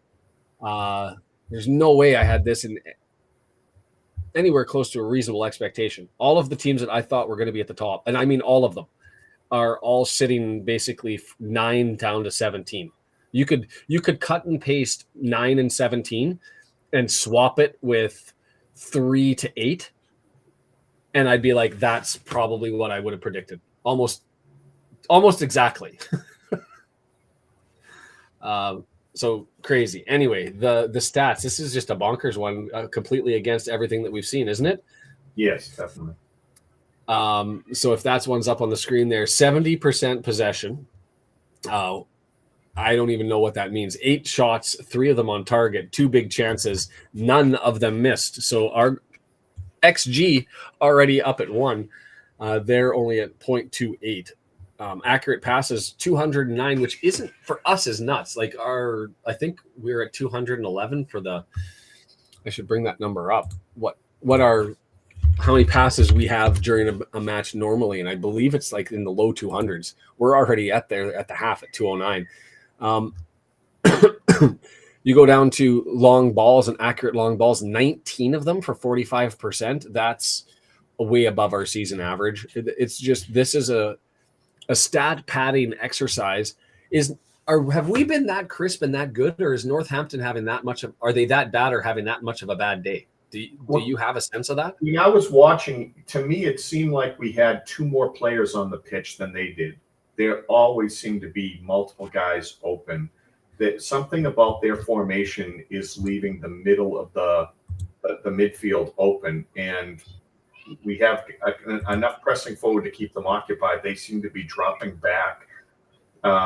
Instead of covering Marriott and Palmer with 1 or 2 guys, 1 guy each, they throw 4 or 5 back, and it's giving us plenty of room to drop in behind and get something happening. I would expect changes from them in the second half because they're giving us the ball very close. So you're putting it in our midfielders at their feet easy. So I'd expect a change. Well, I mean, they run that 4-2-3-1, and that's supposed to be a formation that overwhelms the midfield and the inverse for our 5-3-2 is that it our 5-3-2 is wing focused, and we sort of expand and extract with the play. Have other than Roberts, like Fosu, Hoskins, I don't think when I said Hoskins' name for the first time, it was like about the 37-minute mark, and I was like, who the hell is this number 7 guy? Did you really see anything from the 3 midfielders that are there to support Eves up front? Because to me, they've been entirely absent. They've been invisible. Yeah, I don't know where they are, but they're not in the midfield. Yeah, and I guess that's been the fascinating part for me, because they have the formation set up to give them success, and but you're right. Every ball that is advanced forward, it's been us who have swarmed and taken it away. I'll withhold my judgment for now, but it certainly has seemed that this is both us playing, I wouldn't say exceptional, but certainly above the quality that we've had in the last 3-4. Well, not the Birmingham game. I wasn't upset about the quality. 81% accuracy, but it's Northampton, I think, has looked rather poor, and that's a team that is able to possess some ball, 47-48% for the season, and just no control on this one against a team that doesn't do the possession game. So, but maybe it's nice to know that we can. It just misplayed that set piece, and otherwise, you'd be saying total dominance, right? Good news for Woody. Bonus from the EMTs was that I got 4 extra. Oh, that's not the good news, but just love the consternation of the EMTs when they look at my ECGs, as the 2 previous heart attacks never get erased.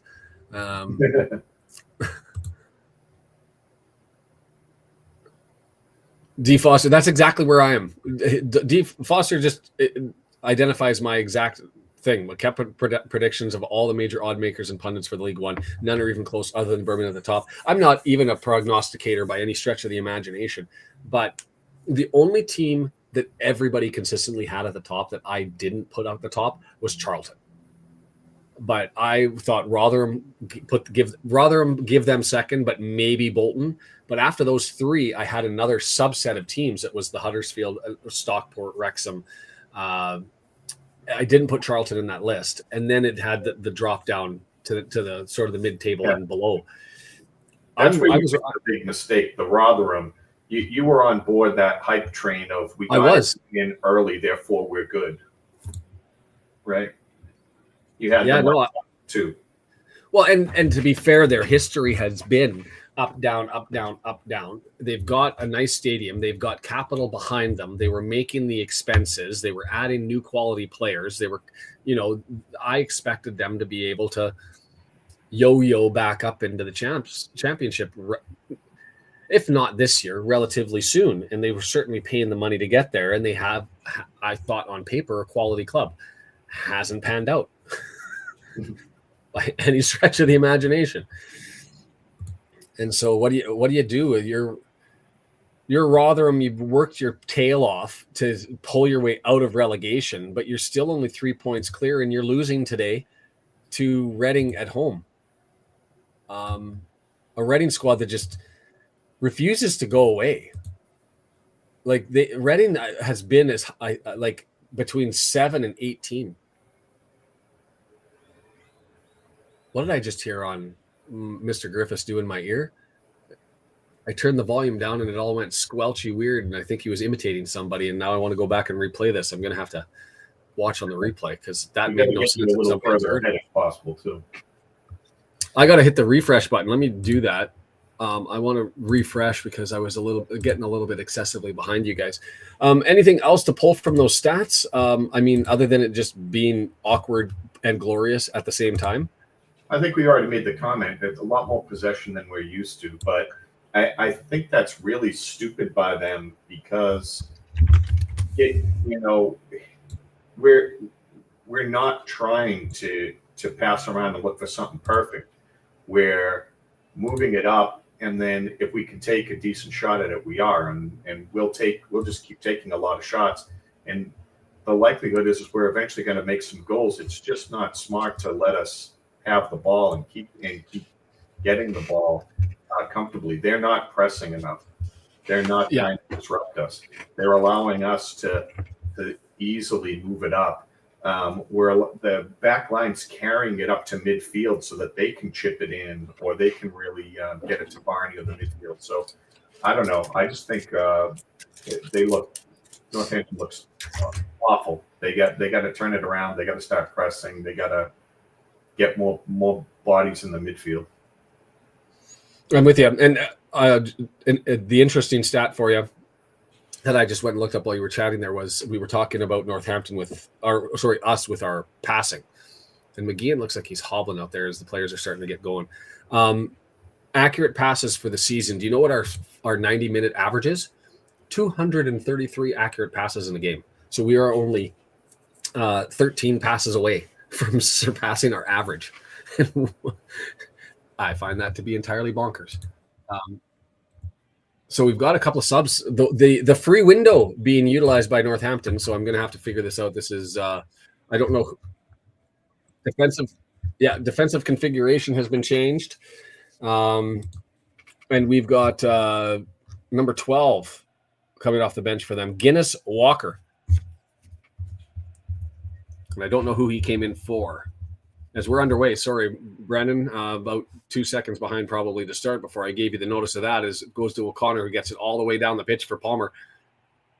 And Guinness Walker, Palmer, that was a bit of a flop in front of Guinness Walker.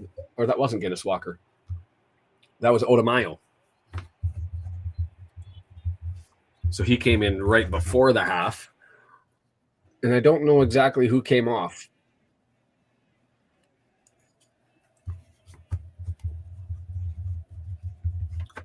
Throw in for us. O'Connor, left-hand side. He's going to leave it for Cannon to throw it in our side of the half. And the referee letting us walk all the way down the pitch, unlike the guy that we had Tuesday, who made us stop frequently. Lincoln goes up 1-0 on Leyton Orient and into the fourth. I hope they come out strong. I do too. And a minute in, and it's sort of just been batted about with nothing really exciting happening. It's Guinness Walker. I love when they have the hyphenated name on their kit and it has to go full rainbow for the name bar to be able to fit in all the letters. But good for him for keeping both.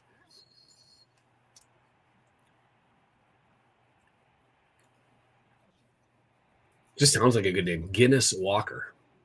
Lee flicks it on. Lee.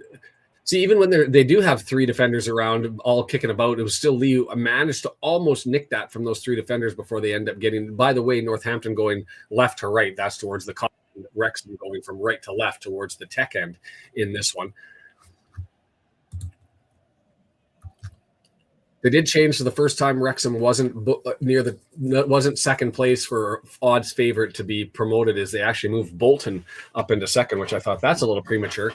O'Connell trying to get the ball from Fosu, who's not letting him have it, has it now. Long throw down, playing it for Palmer. He flicks it on to Marriott. Marriott's being held there by Baldwin, but we get another throw thrown in. It's loose. Who's going to get it? And while they stare at each other, Barney ends up pushing. That would have been the new sub. Guinness Walker in the back.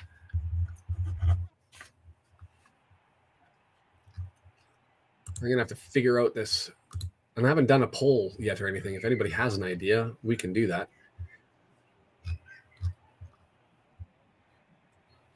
To pester me with any of them. Yeah. And I miss you, John, if you watch this on the replay.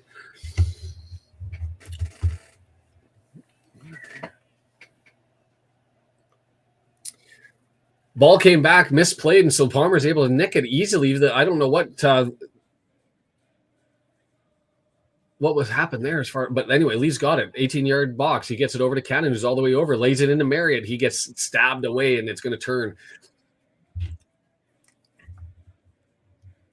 I don't know what Odamayo was doing there that gave that one away, but anyway. Northampton with it. Slow motion. Hoskins might be the slowest footballer I've seen chasing after a ball of all time. It looked like he was stuck in quicksand running after that loose ball. Doesn't get anywhere close to it, and it gets easily thumped down the pitch. That was almost comical. I'm curious. Now I just want to watch the yellow number 7 to see whether that's a fair assessment of his speed. Nice touch for him there as he gets into the middle of the area. Eves puts it forward. Ogonko comes out and grabs it. Hoskins, the ball just got ahead of him by about 10, 12 feet, and he tried to put his head down and go with it, and he just looked almost cartoonish, like he was stuck in quicksand, just feet moving, but not gaining any traction and territory.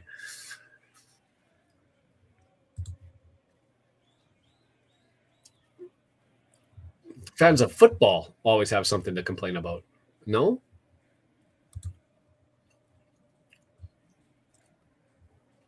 Oh, RKO, absolutely they do. That's why you hear the rumors of plastic, or the stories of plastic fans and Hollywood FC and all those sorts of things. I mean, the reality is, and I will say this and repeat it ad nausea, is the setup for financing and rewarding teams that end up doing marketing well. Wrexham is doing exactly what the EFL wants teams to do, and that is to promote the team, bring butts in and bring money in, and get the success that comes with bringing money into your club. Instead of gambling with owners who just throw money into the pot and watch it disappear and run the risk of then stopping and the team being in trouble, they want the clubs to be healthy and sustainable and of themselves. That's what Wrexham does better than anybody else. And when I say anybody, I mean anybody else. Is they bring out of traditional market dollars to the club, and they have the support locally, and it's a brilliant combination. And so, yeah, for the other teams, they would be pissed off. We upgraded from cardboard cutout fans. Yes. The battle of being an international fan of English leagues. In any event, Northampton with it, 22 yards running forward. It's going to into the box, into the area. Are they going to get across? And they don't. And it's just going to, well done by Scar and EOC, tag teaming that one. And it ends up just getting kicked harmlessly out of play, because that was Guinness Walker, who already have said his name 3 times. So at least he's stirring the drink. But more important, Foster, it's not just the money. It's that it's club money. It's not owner money. And that's what everybody seems to forget. They're all like, oh, well, they're billionaire owners, and how much do they sell Mint Mobile for, and et cetera, et cetera, et cetera. But it's an insignificant amount of club money's gone into it compared to other clubs. 18-yard box cross. Wow. Low to his left, and that was an opportunity out of nowhere that Ogonko able to make a stop on Roberts, and one of those soft. If there's been a weakness for Roberts or for Ogonko and a book on him, it has been these low shots to one side or the other, not the ones in the air. He's almost quicker flying through the air to get to them as Ogonko than going along the ground. And so that one almost snuck in there. And Kim had the same thoughts that I had watching that one. Oof. I am at 51 minutes, 50 seconds. Left-footed in-swinger coming, 51-55. Good morning, Denise. Nice to see you, my friend.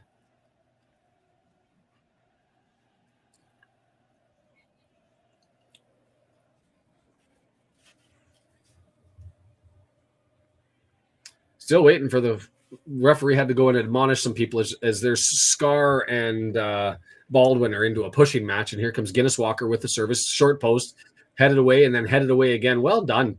Both defenders, and I don't know who it was because they were both torpedoes and missiles of red, but they headed it out, and it's all the way back to Burge.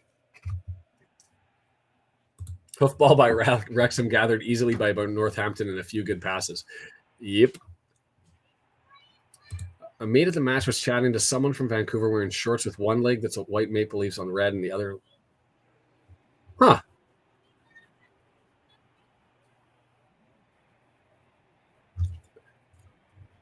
It is lacking energy. They've come out and it's been them so far, and I wouldn't say they've been impressive, but we've been a little bit lackadaisical as that one gets into the 18-yard box and it gets flicked out as Otamayo has an opportunity there. It's the 2 subs too that have come in on both wings, Otamayo on the right and Guinness Walker on the left, that have been sort of pressing things and pulling everybody along with them. And that was a nice little play. As I criticize the pace of Hoskins, he nicks one. And fortunately for us, the cross is harmless and rolls all the way over, and Barnett has.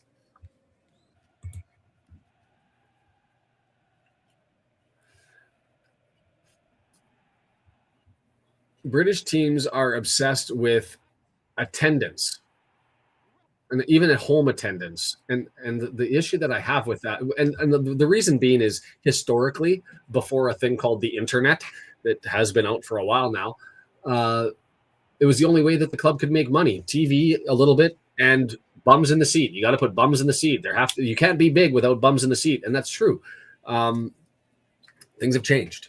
There's other ways of revenue, and I don't think the British fans get that, but that's just my criticism. Mo Fall has played only in a trophy match. Bumblebee hasn't had a league match, and we're waiting for him.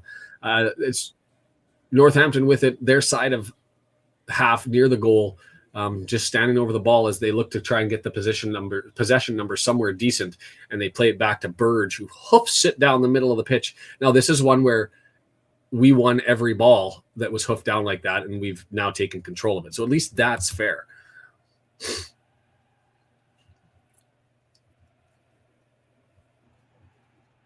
Opportunity there, saved by Burge. And sorry, I was reading it as I just saw the ball come screaming in on the left-hand side. Palmer with the opportunity and disappointed with it. Let's watch the replay. Comes long ball over top. Marriott has tried to get it, gets flicked on. Palmer's there, 20 yards out. Right-footed volley, and it doesn't get there. But we go again. Lee with it, center of the pitch, 25 yards out. A little bit of something here as we build towards things. Cannon over to Barnett on the right-hand side. There's the entry into the box. Lee scores! You knew it was coming. They just turned the switch on. Turned it on. Elliot Lee. Saw my mate the other day. Said to me, he'd seen the white Pele. The white Pele with a header off of another gorgeous service from Mr. Ryan Barnett. And you just knew it was coming. You saw the switch had been turned. Palmer gets his opportunity. They end up getting the play. They push it forward. We immediately grab it, come forward. Cannon over to Barnett. Right-footed, goes far post. Elliot Lee jumps up there and just heads it over to the right. Elliot Lee, 3-1, good guys. Count it. Yeah, baby. Boom. The white Pele indeed. And kind of out of nowhere for the first half. That was like 10 minutes of just sleepy football.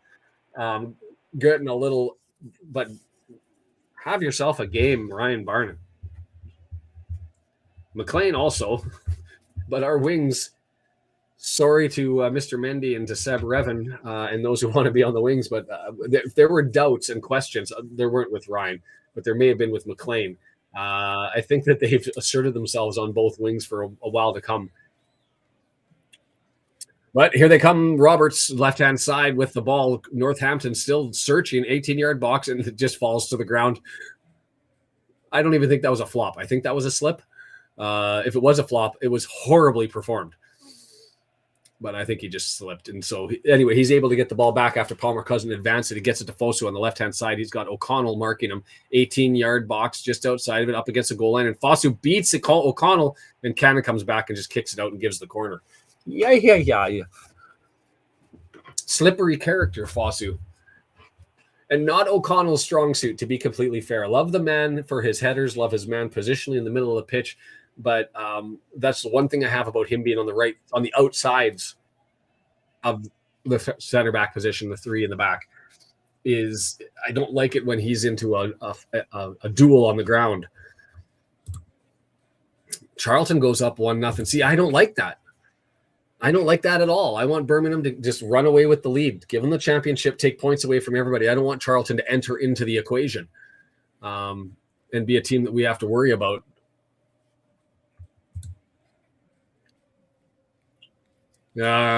Palmer clipped him. McClean, somebody anyway, flopped to ground, and we're going to have a free kick from 21 yards out, 22 yards out.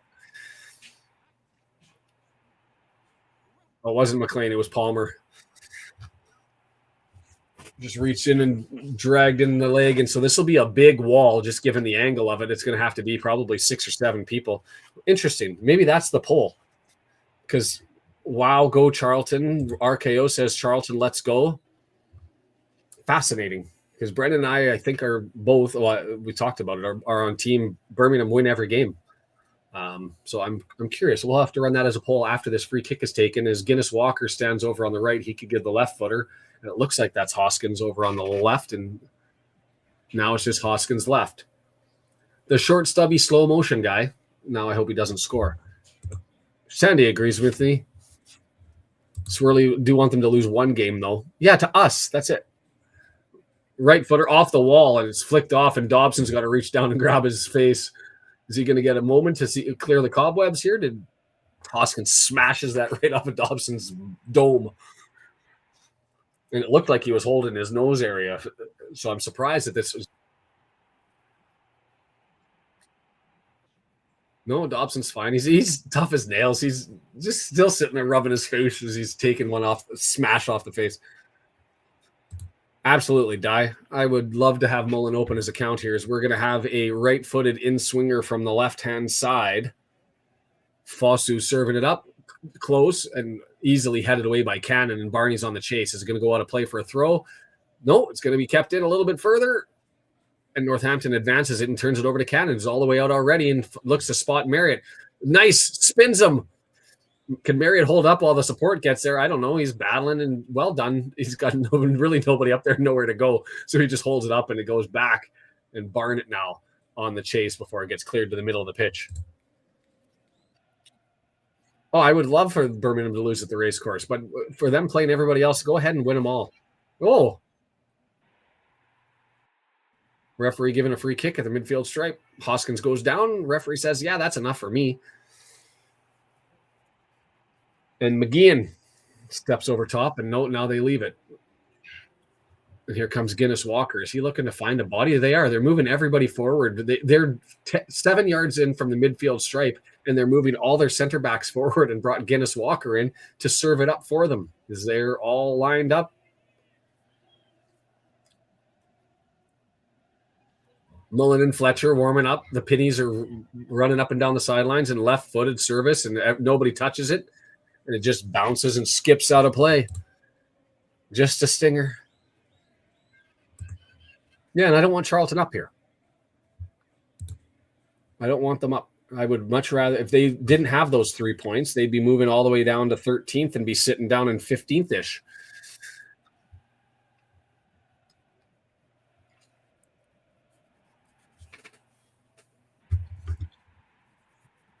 And so I'm going to bowl this up and bring up Hole.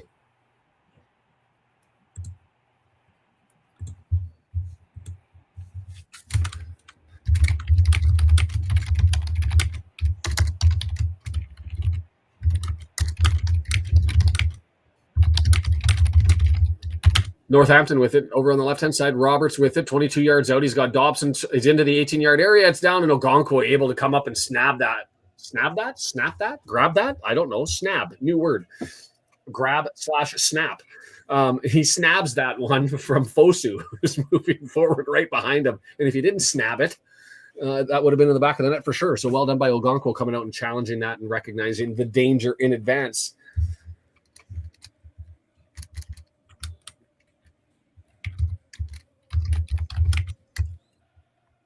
Do we want Birmingham to win out? Except us. To lose once or twice.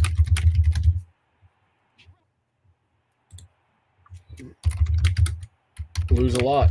We want a chance at top. So there's the poll. I'm on the camp of I want them to win out, except against us, just because I think that helps us to potentially secure second here. And that's all we need. I don't have any problem. If I thought there was any chance that Birmingham was not going to finish first, I'd be in another camp, but I don't see it. Oh, great save by Ogonko. That was an entry from the right-hand side, 22 yards out that hit the defenders or back. And I think that it was O'Connor that was way out there, but whoever the defender was ramps up their back. Oh, it was McClean.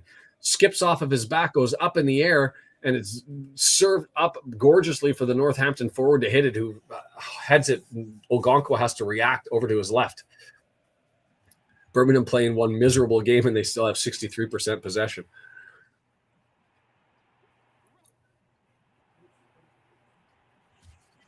Hoskins hammers it forward, and Ogonko up against the post just knocks it down and holds on in 63 minutes and 35 seconds. And yeah, it was McClean off of his back, and it was Roberts who goes up and heads it. And I don't know if that would have hit the post, but it was dangerous. And Ogonko, immediate late reaction, quick twitch over to the right. He snabs it. Palmer jumping over top of the back of whoever was there, not the person I want to be carrying. Oh,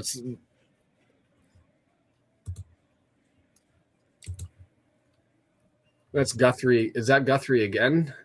No, that's Baldwin. Got piggybacked.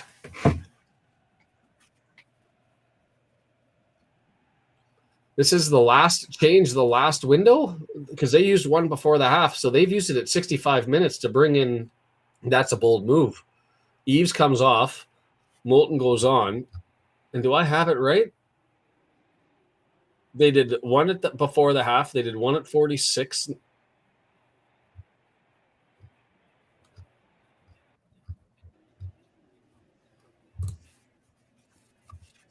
Sean is a boy dad. My son has finally hit the danger height. Straight. Oh, no. Straight arm height. Northampton ekes a turnover away from Lee, and it's Roberts with it. 35 yards out, spins towards the middle. Sheltered, so he has to draw it back away over to Guinness Walker on the left-hand side at midfield. It was a great save by Ogonko, and one of those sneaky ones that could have gone in. We'd be criticizing him for letting in a somewhat easy one, because it was a looping, after it hit McClean's head, it was a looping ball that went forward to Roberts. But he headed that one well and into a dangerous spot.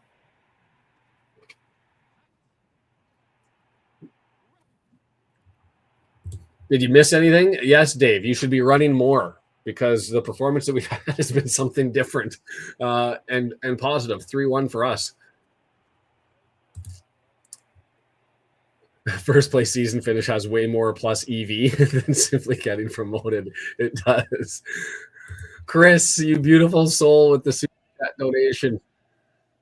The 2 Swiss francs. I think that's what CHF is, right? Right footed over the top. Marriott onside, flicks it back to Palmer. Oh, it was a gorgeous touch. I don't know if Palmer was ready, was in his feet, but instead give it to the guy who serves it up. Barney off the head. McClean scores! Oh, baby. Bumped the hell out of it. Now I'm curious to see whether that actually deflected in off of a shin, because I looked immediately after he hit it that it was going to go far right. But that was almost comical. Return to Harlem Globetrotter-esque as it goes forward. And Marriott has a glorious opportunity, lays it back to Palmer and misses. And so Barney, I mean, it has to be our best player today, right? Gets it over to him. And I jokingly say, what do you do after you miss an opportunity? You get it to Barney, who's going to give you another one. And he throws it up far post to McClean, who takes the left-footed smasher. And now I'm curious. I want to watch this replay, whether it deflected in or went straight in. Barney, far post. Here it comes, left foot smasher, and it does deflect off. He would have missed. He banged that off of a defender, but it doesn't matter. It all looked good. Boom. Turned on my, so everyone can hear me. Let me get this straight. McClean hits 2 goals and an assist, and you want to plug Barney. Okay. I do want to plug Barney, because that one was a mess. You definitely have some bias, my friend. Just saying. just You're blind to your own bias. That's all I have to say. We will throw it up in a poll at the end of the match. It's going to be Barney versus McClean, the showdown. Showdown. I agree with you. All of those were from Barney, right? Barney started all of that and opened up the play. I was just giving you a hard time. I think it's hilarious. 2 goals and an assist, and we're just whatever. I'm massively impressed, and to be fair, I probably deserve to eat a little bit of crow, because I've been hard on Marriott, or not Marriott, hard on. We have a sub, by the way, Mullins on the pitch, and I think I saw Palmer come on, or Fletcher come on as well. But I've been hard on McClean. 1 second. Yeah, big sub time. Both teams dropping in a lot of players at the moment. So yeah, subs came on. I've been hard on McClean because it's been 12 shots before he had his first on target, and I've been giving him the rub. That sounded bad. I've been criticizing him, and then today he gets the header on target, scores it, and then that one still an off target shot, but it does go into the back of the net. So 4-1, we're rolling to the Hamptons. Brunt coming in too. Oh, Brunt having a look. Good for him. You know what? Well done. Take the opportunity, and this is why they should have had Mo Fall in the lineup, is to give him a run out for 30 minutes. We said that earlier, right? We were saying, why I was hoping he'd be in the lineup so they could bring him in late if we were up. RKO got banned. I can see the message, and so I don't know if it says Brendan bringing the smoke. Call him out, Brendan. So I didn't think I'd been that hard on McClean just recently, because 12 shots. I like the guy, but he has to find something offensively, and today he turned it all on. The floodgates have opened. So Brunt on for O'Connell over on the right-hand side. Mullen out there pitbulling it, gets a cheer for knocking that one down. How good would it be for Mullen to open his account today? Right, Nicorette is done.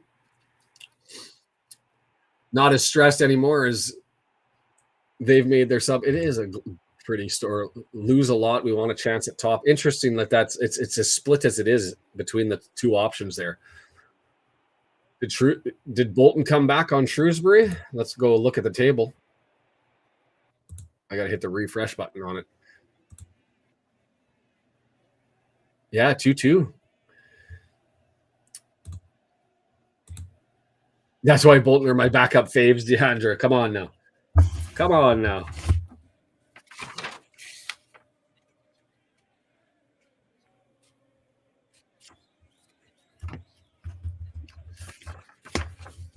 We only had the good stuff. It's McClean, left-hand side, bangs it off, and we'll get a corner. That was a missed touch there, as I think there was an opportunity for Hoskins to do something with it. But anyway, the stab goes too hard, and it bounces out of play. So we'll get a Lee entry. And did I just miss a donation there that popped up? If I did, I apologize. McClean had one of those left footers out of the air 4 weeks ago and skied it. This time he aimed it and it bounced in. Yes, but it still counts, right? Yes. Imagine being the opposing manager down 4-1 and we sub in Moles and Fletcher. Yikes. And I still think that Parkey should have had Mo Fall. We need Mo Fall to have some minutes as Fletcher and them are having a chat as the battle goes on for real. But Charles, and I'm going to have to go up to Charles Guff. Imagine being corner in, Burge able to go up and get that within a whole bunch of players, and there's clattering about, and McLean's in the net with McGraham going, how did I end up in here? Causing horror and problems and trouble for the opposing team. Imagine being the opposing manager.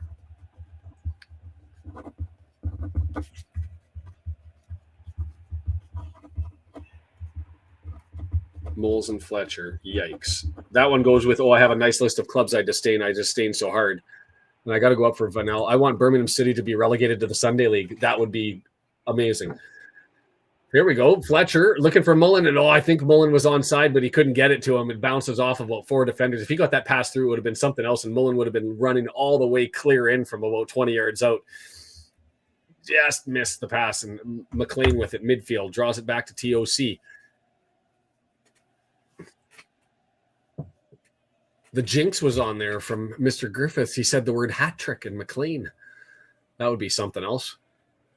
Mullen all the way back at midfield, draws it back to Dobson, and we're just going to measure up some. We're still looking with, we've got hunger to get more here. 72nd minute, 73rd minute. Dobson with it, draws it back.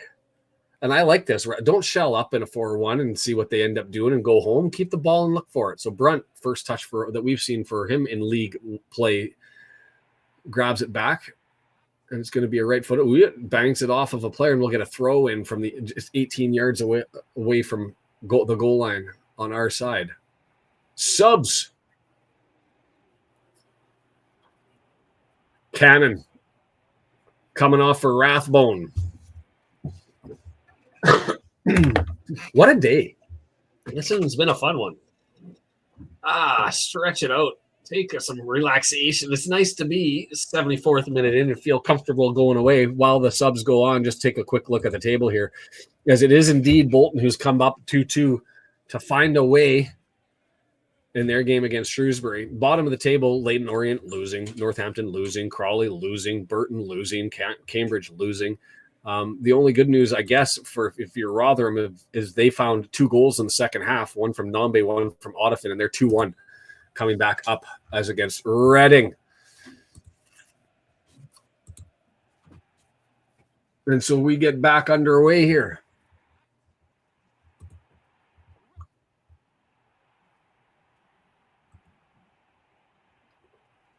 Brendan pointing out we're the only team to score more than 2 goals today so far, as Northampton have it. Oh, long ball through the middle. That's a good ball, actually. And woo, the substitute not able to corral it.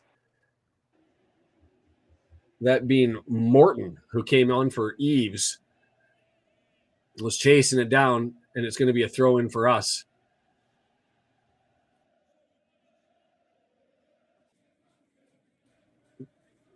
The applause at the 74-minute mark been going on for an extended period. I missed what this was about.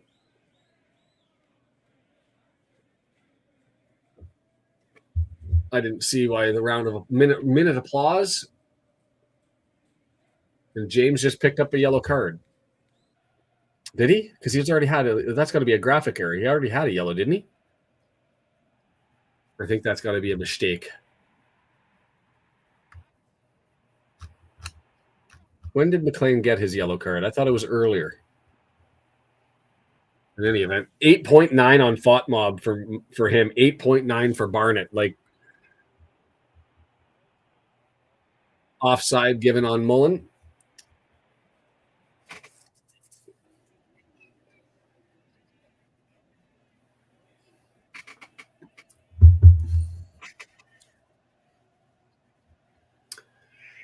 We could say it this way: with no Barney, you don't have McClean. I guess without McClean's finish, you don't have 2 goals. So I mean, it'll be a fascinating poll to put up when we get there closer towards the end of the match. Barney with a nice little spin gets around 3 guys. Holy Barney running all the way in. He's got Fletcher, pass Fletcher, all the time in the world, and too much time.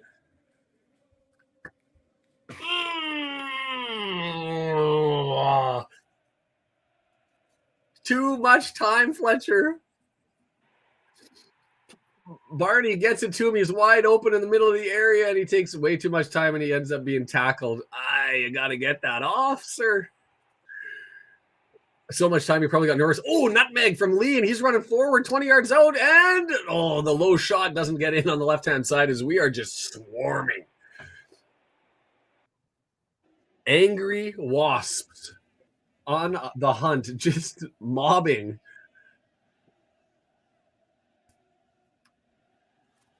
Burge feeling like the goalkeeper from Slapshot the movie Under Siege. He's twitching, trying to make how many saves. How many shots have there been? Let's go to the stats. Don't anybody clip that one and turn it into some sort of video of me twitching away. Only 11 shots, 6 on target. Feels like more. Shots are reportedly 11 to 10. 4 big chances to 1. We haven't missed on any of our big chances. And only 64 passes so far this half. Fascinating. Fascinating stuff.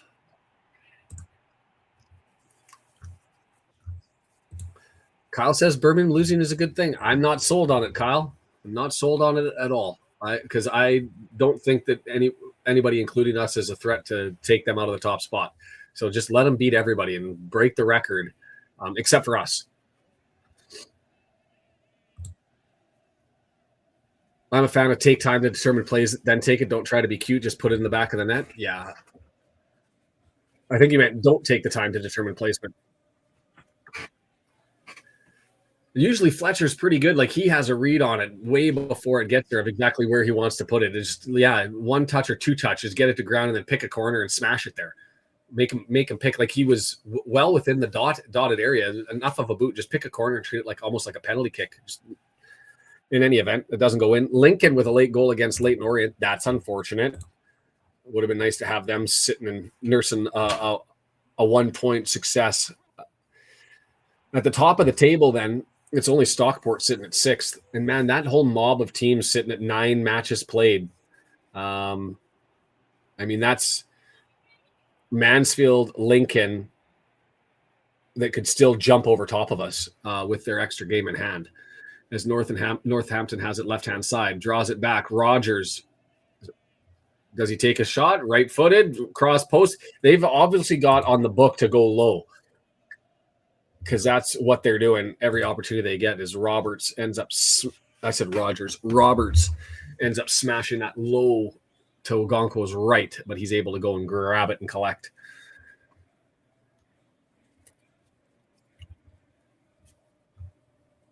Looking ahead, next match is Birmingham City. They've got Lincoln. Wrexham, we've got Rotherham. Mansfield goes with Exeter City. Lincoln City gets Brum.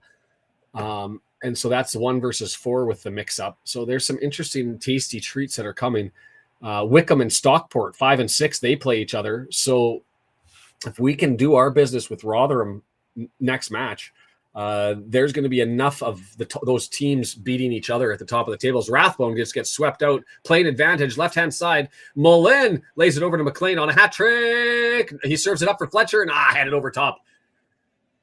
More opportunities, but doesn't go into the back of the net. Nobody questions your method when the ball hits the back of the net. True. And I guess the inverse is if he would have taken a quick smash and launched it somewhere else, we would have been like, oh, man, you had all the time. Why didn't you take a breath? So, it's easy for me to decide as I sit and hold my FIFA controller.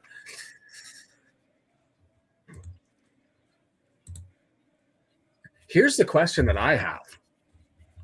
We'll talk about this maybe. Well, let's talk about it now, and I'll let Brendan mull on this as we go through it. Mullen on it is Birmingham clearly spending a lot of money because they fell back into League One. And so all the money that they spend this year will not count when they make the championship as part of the 3-year average that they're allowed to spend. So they can get away with spending a lot more as old gorgeous pass for them and Hoskins all the way in. Skyballs it. Hoskins. That was a brilliant pass to Hoskins, and he got free and clear all the way into the 18-yard box, and he sends it to the moon right in front of Ogonko. Who made that pass? That was the substitute. The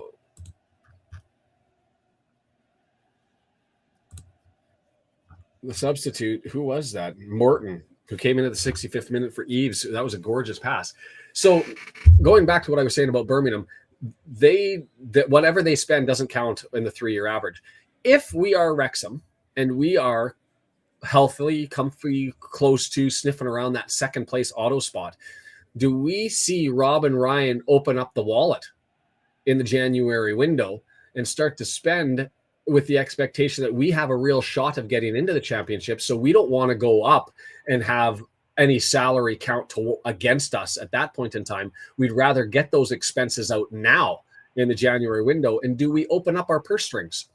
I don't know. I don't think anybody's really talked about that as an option. But could Wrexham be playing Rob and Ryan into spending a lot of money? Or do they just say, you know what? No, we said sustainability. We're happy to go up and maybe come back down. We're not going to get any advantages as the Northampton fans are leaving 4-1. Want Mendy as a playmaker, but also defensively minded. I don't have a problem with a sub, but I think that's the true Sean kind of damned if you do, damned if you don't situation. Yes, that's that about the opportunity there for Fletcher. Hoskins realizing he's one-on-one with Ogonko. I'm going to put that one down too. Lots of comment on the match. Service, O'Connor up there, and then the left-handed super punch away, but Fletcher able to come down and rescue that and just get it all the way over to Rathbone. Rathbone serves it over to O'Connor, serves it in, but nobody there, and it goes harmlessly out of play.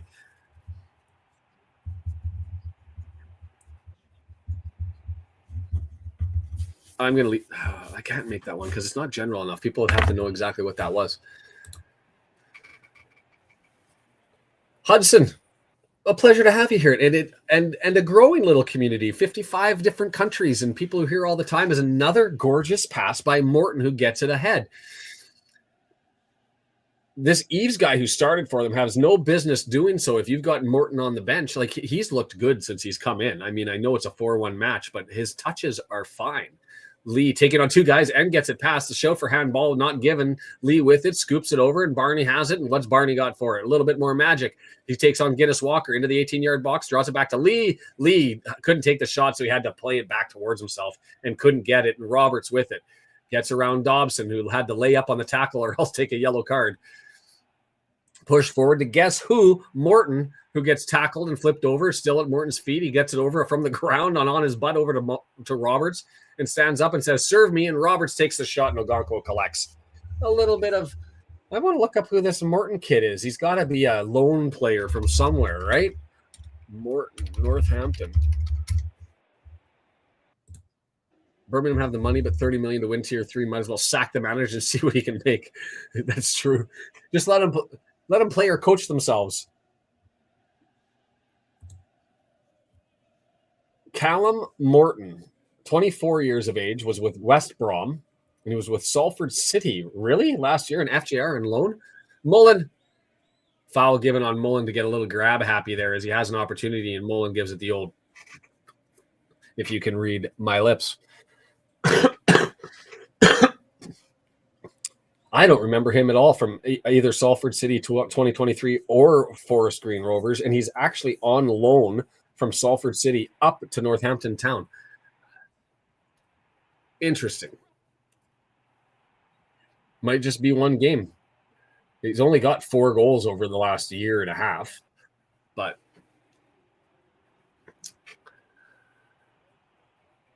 Roberts with another opportunity as it's passed through, and Roberts takes his turn of shooting it way over top of where Jason is sitting. Talk about a good game to go and watch, too.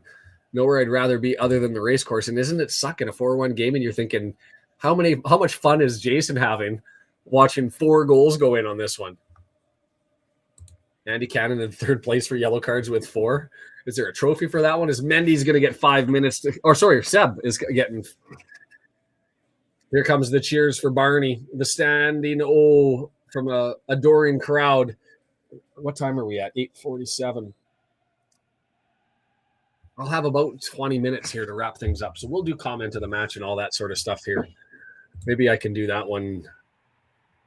I think it has to be, I have a nice list of clubs I disdain. I disdain so hard. And imagine being the opposing manager down 4-1 and we sub in Moles and Fletcher. I don't know how I'm going to type all those ones back in, but let's shit this one down. So many slips today. Snub and grab turning into snab. People want us to lose a lot. That's the preference, says the poll. But let's bring up another one here and start with the poll for comment of the match. And I've got 2 options. And we're going to go with, I have a nice list of clubs I disdain. I can't type it all out there. Versus imagine being the manager. Down 4-1 and we sub in Moles and Fletcher. So you guys can have your vote on that one. And then we'll come back with man of the match, which will be a 2-person battle. Ogonkwo. Whoa. Up to Hoskins, right at the edge of the 18-yard box. And so TOC, Ogonkwo, who's going to take it? Nobody does. And Hoskins doesn't take it either. So it just rolls harmlessly into the corner.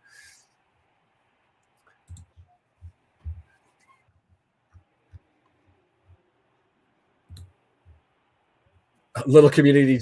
I was saying about ours worldwide community, but without sounding daft, I feel like a celeb just because I go to the same gym as the Wrexham players, being in the sauna with them, which is part of the experience of it just being unique and so small. Is McClean saying, I want to add an assist, tries to get it to Mullen or to Fletcher, and it's going to go out for a corner instead over to the left-hand side. The hunt is on. I mean, seeing the Wrexham players in Vancouver definitely treated them like they were superstars, rock stars. Could have had the opportunity maybe before the Men in Blazers event to go and get signatures or pictures or things like that. But it was sort of the Vancouver. We see enough celebrities that were like, just leave them alone. And so that's what we did. But we forget that they're used to being comfortable in amongst the crowd. Lee, far post, punched away again. A little bit too close. And Dobson settles it down. And, he wanted his chance at goal, and he slipped and fell. And so it went way up to the right-hand side.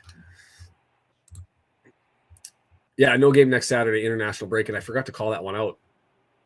And so a lot of teams will be making that one up. Did I get it right? Maxfield is the next match. There's a trophy match on Tuesday.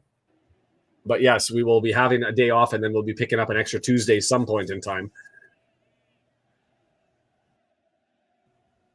Was it McClean or was it Barney that got him announced in-house as the man of the match? It was Barney. Not that should influence the vote that's coming. I think there's good reason for it to be both. Lee beats 2-3 guys, serves it up to Revan, who's playing over on the right-hand side in Barney's spot. Does he have some sort of magic? Because he's going to attack the midfield and runs into players, too many players, and he just gives the ball away.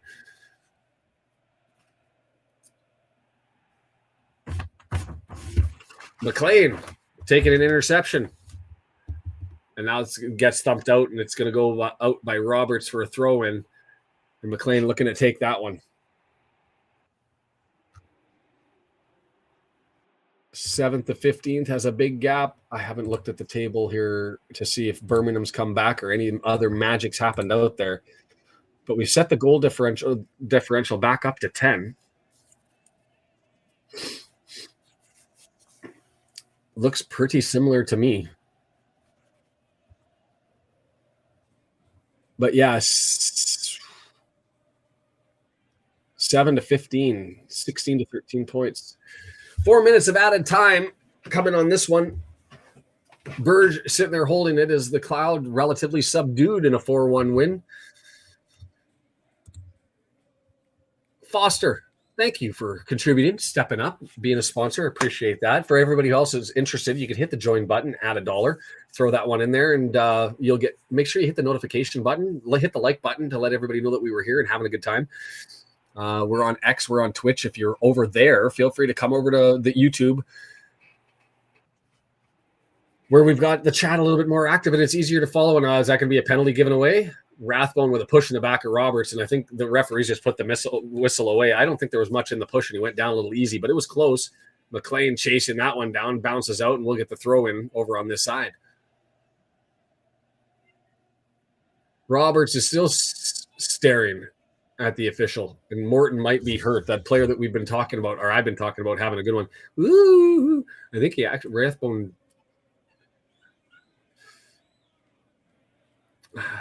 That was close to being a foul on Roberts. Push on the back and a little bit of a sweep through the legs. We'd call that sort of a can opener where you knock the legs out for under him. And Morton, he's uncomfortable. It's his right knee. Experience. I love that comment. I want to write that one down. I had literally started this channel because I had no experience and was like, I'm this clueless guy who doesn't know anything about these teams. I'm going to research them. I'm going to learn for myself, and I'll put it out into YouTube to find out if anybody has any interest in this nonsense I have to say. And lo and behold, we're still here. Birmingham still has no shots on goal. What? So yeah, he's I mean, there are tears on the pitch here with Morton, which you don't like to see. Like and I think it's not pain. I think it's recognition of how serious the injury is. So, yep, that went wobbly legged. And he just right foot and played it. Yeah, his leg just gave out underweight. Oh, that didn't look good. The right plant foot right there. Woof.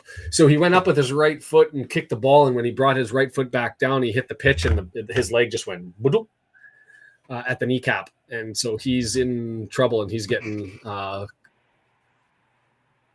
commiserations from Brunt and from Wrexham, and the coach has his hand on his head. That's not what you want in the 4-1 beatdown, and a player who was looking good for you, really good for you, crying as he leaves the pitch. There's a problem with his knee.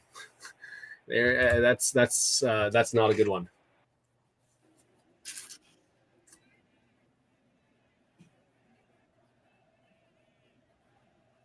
Crappy.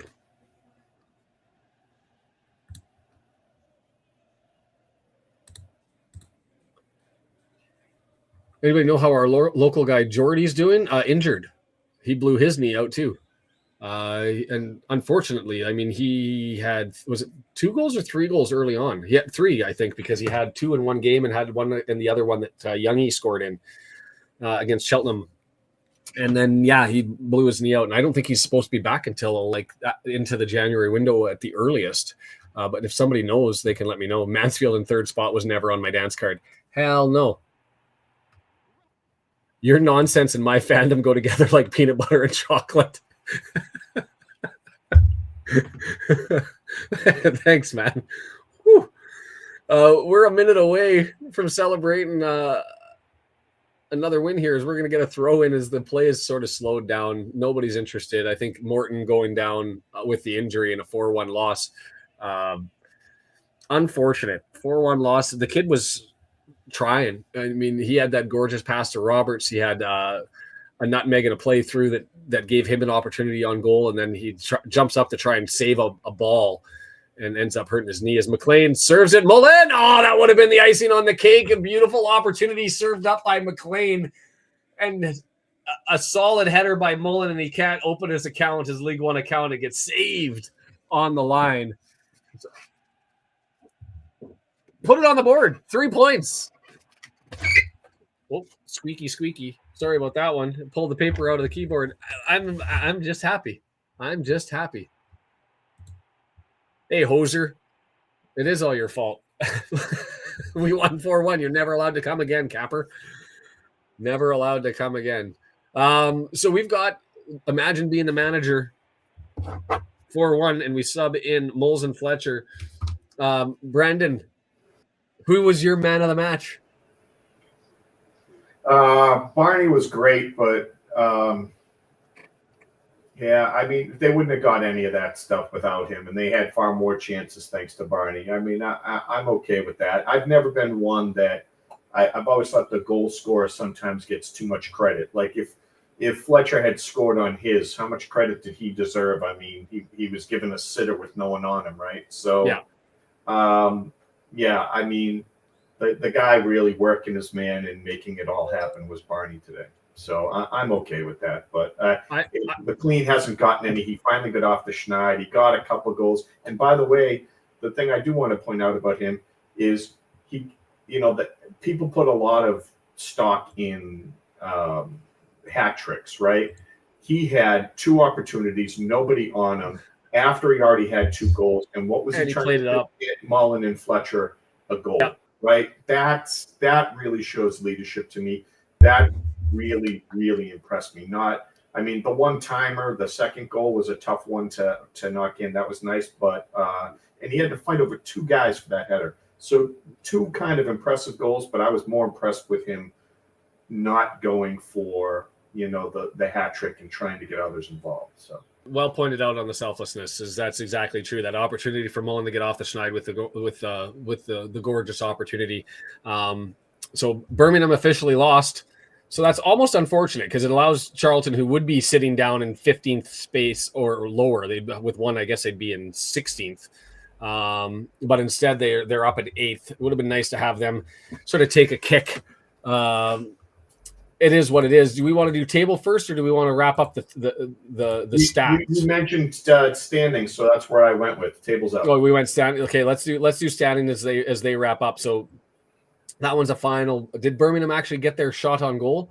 I don't even know. Guess Wrexham's lowest rated player today. I'll let Kim's identified that one, so feel free to throw that out in the chat. Mansfield Town, 5 wins in a row for them as they go over top of Blackpool, and they're sitting here with a game in hand, tied with us. And so we'll see what ends up happening. There will be some teams that will make up that extra game on Saturday. The rest of them we'll see is because we're not playing our next match, our next league match, due to the international window and there being a break. Lincoln City, they are able to eke out a win against Leyton Orient, and so that's going to move them up into 4th. And Wickham, still shocked. I mean, they get just a 1-0 win at home. That's all they needed over Crawley Town. I haven't been impressed by them as I've seen them, but they're eking around and still causing havoc, right? All the way up into 5th place. Stockport, they get a draw against Wigan Athletic, and so for them, they're going to get jumped over by a couple of teams, but they're still very much in the mix, sitting at 6th place and a game in hand. So if they win, the best they can do is 19th. The only teams that can jump us with the game in hand are Mansfield Town with a draw or a win. Lincoln City, who would need to get a win. Anybody else on goal differential, not able to get it. So it's as much as you're looking at second and we say let Birmingham run away as part of that poll that we had. The downside of only having one spot is it doesn't leave a lot of room. You've got, I guess for us now, 3 wins in our last 6. That's not enough to keep you up there in that second spot. So I guess that's the risk. Exeter City, again, kind of out of nowhere, mind you, just a 1-0 home match against Cambridge that you'd expect them to win. But their statistics recent and their recent form looking solid, or at least as solid as ours is. 3 wins in their last 5. So Huddersfield gets off of the Schneid earlier on today, able to get points after 4 losses in a row. Blackpool going the other way. They've been looking really, really good. They went with a draw and a loss. And so it is a bit of a mess all the way through the table. And I would suggest it's only 19 and down, the clear divide right now. You've got a 5-point difference between 18 and 19. So fascinating stuff as it sits there. Brendan, any thoughts with you on the table? We've talked about it sort of ad nauseam because we've had time. Go and pack your trip to Colombia, Deandra, and have a safe one. And thanks, Jack, for joining us from the Netherlands. And to Deandra, Birmingham had 0 shots, expected goals non-existent. Craziness. Any thoughts on the table? I mean, we've kind of been able to talk about it, but and I should put the man of the matchup poll while you have that conversation. Yeah, I know. Now it's officially acceptable to talk about it. We've played 10 games, right? Yes. So out of the 10, we've talked about it. Ideally, you want at least 5 wins, and then half the remaining are draws, and we end up with 6 wins, 2 draws. So a little ahead of schedule to make what we would consider safely make it into the playoffs. So because of that little extra, we're in the hunt for maybe more, depending on how the whole table shakes out. And surprisingly, this year it looks like, based on the teams that are currently 4 to 7, 4 to 8, that a lot of the teams that we thought were going to be 10 through 15 are playing well enough to take a lot of games off of some of the top 10 teams, and that means if we can keep doing well at this clip, scoring these points, we could sneak into second there and get that automatic, which would be huge. Yeah, I'm absolutely with you, and I'm trying to remember, was it you, Charles, who's I've got Charles C here, but I thought it was, but I see Charles F, who made the comment, imagine being the opposing team down 4-1 and we sub in Moles and Fletcher. I can't read my own writing on what the last name of the user was, but I'll go back if I have to and look that one up. I just think it's at the start of the season when you predicted the table and you tried to find out where we were, for us to be in the consideration where we were even considering, do we let Birmingham take all the points to go ahead and win outright because we have a chance to secure a second auto spot, and that's the opportunity that has presented itself. I think that would have been, it still is. It's mind blowing that that's where we were at. I guess Charlton Athletic showing us how it's done. Good win. Thanks for the commentary. Yeah, I now do you lick your lips now that you know that Birmingham is human? They've taken their loss. You end up saying, I hope they struggle and you get up there. Anyway, Giselle, appreciate it. Look, this has been it remains something I really, really enjoy and need in my day-to-day, my week-to-week, is getting these watch-alongs in. Make sure you hit the like button before you leave so that the video gets a little bit more coverage. I haven't, since the half, made the push for the promo for our sponsor, Ultimate Promotions, ultipromo.com, ultimatepromotions.biz. If you need pins, just like this one, that's one of the pressed ones. They do press, they do hard enamel, soft enamel. You do sport trading, you do all those sorts of things. You have badges that you need to put on lanyards, whatever it is, reach out to them. Free artwork, free shipping. They'll incorporate and take care of everything for you. They also do badges if you need them, and gorgeous medals. if you're into those, we always have those races like not Ironman, but what do they call them? Gladiator runs or Spartan runs. Yeah, and you go and you get those nice medals, and they'll design those all up custom. So if you've got kids for a tournament and you want to be a little flash, you can get those sorts of things. Unique custom awards. So look them up, Ultimate Promotions. Find them on Google, searching that, ultipromo.com, ultimatepromotions.biz. And thank you very much to them for sponsoring us in making sure that you guys don't have to watch ads during the watch along. So Charles called himself out there saying he was the one with the quote there for you. And I missed that. So just let me make sure I get that. Man, Charles Goff, is that who it was? Goff? Yeah. Thank you. I looked like a C, and I was like, what did I write down? If you guys don't know, Sean puts out on Twitter his man of the match. He calls out who does it and then what the quote is. So yeah, man of the match and the comment of the match. And I haven't done it for the last couple just because too busy, and I'm gonna have to run away and then try to remember to come back and do it tonight. So I have the team stats up. One thing I wanted to say while you're trying to bring your stats up to talk about them is you had to eat a little crow with me exposing your McClean hate. And McClean hate. Yeah, that's too strong. And I've been a brunt hater, to be blunt. And I actually thought in the time that he was on, I thought he looked far more comfortable on the ball. I thought he was in better position at all times. So I thought he looked a lot better than he has in the past. And Scar, no glaring mistakes, no misplays like he's had recently. When I've seen him in, he looked far more settled.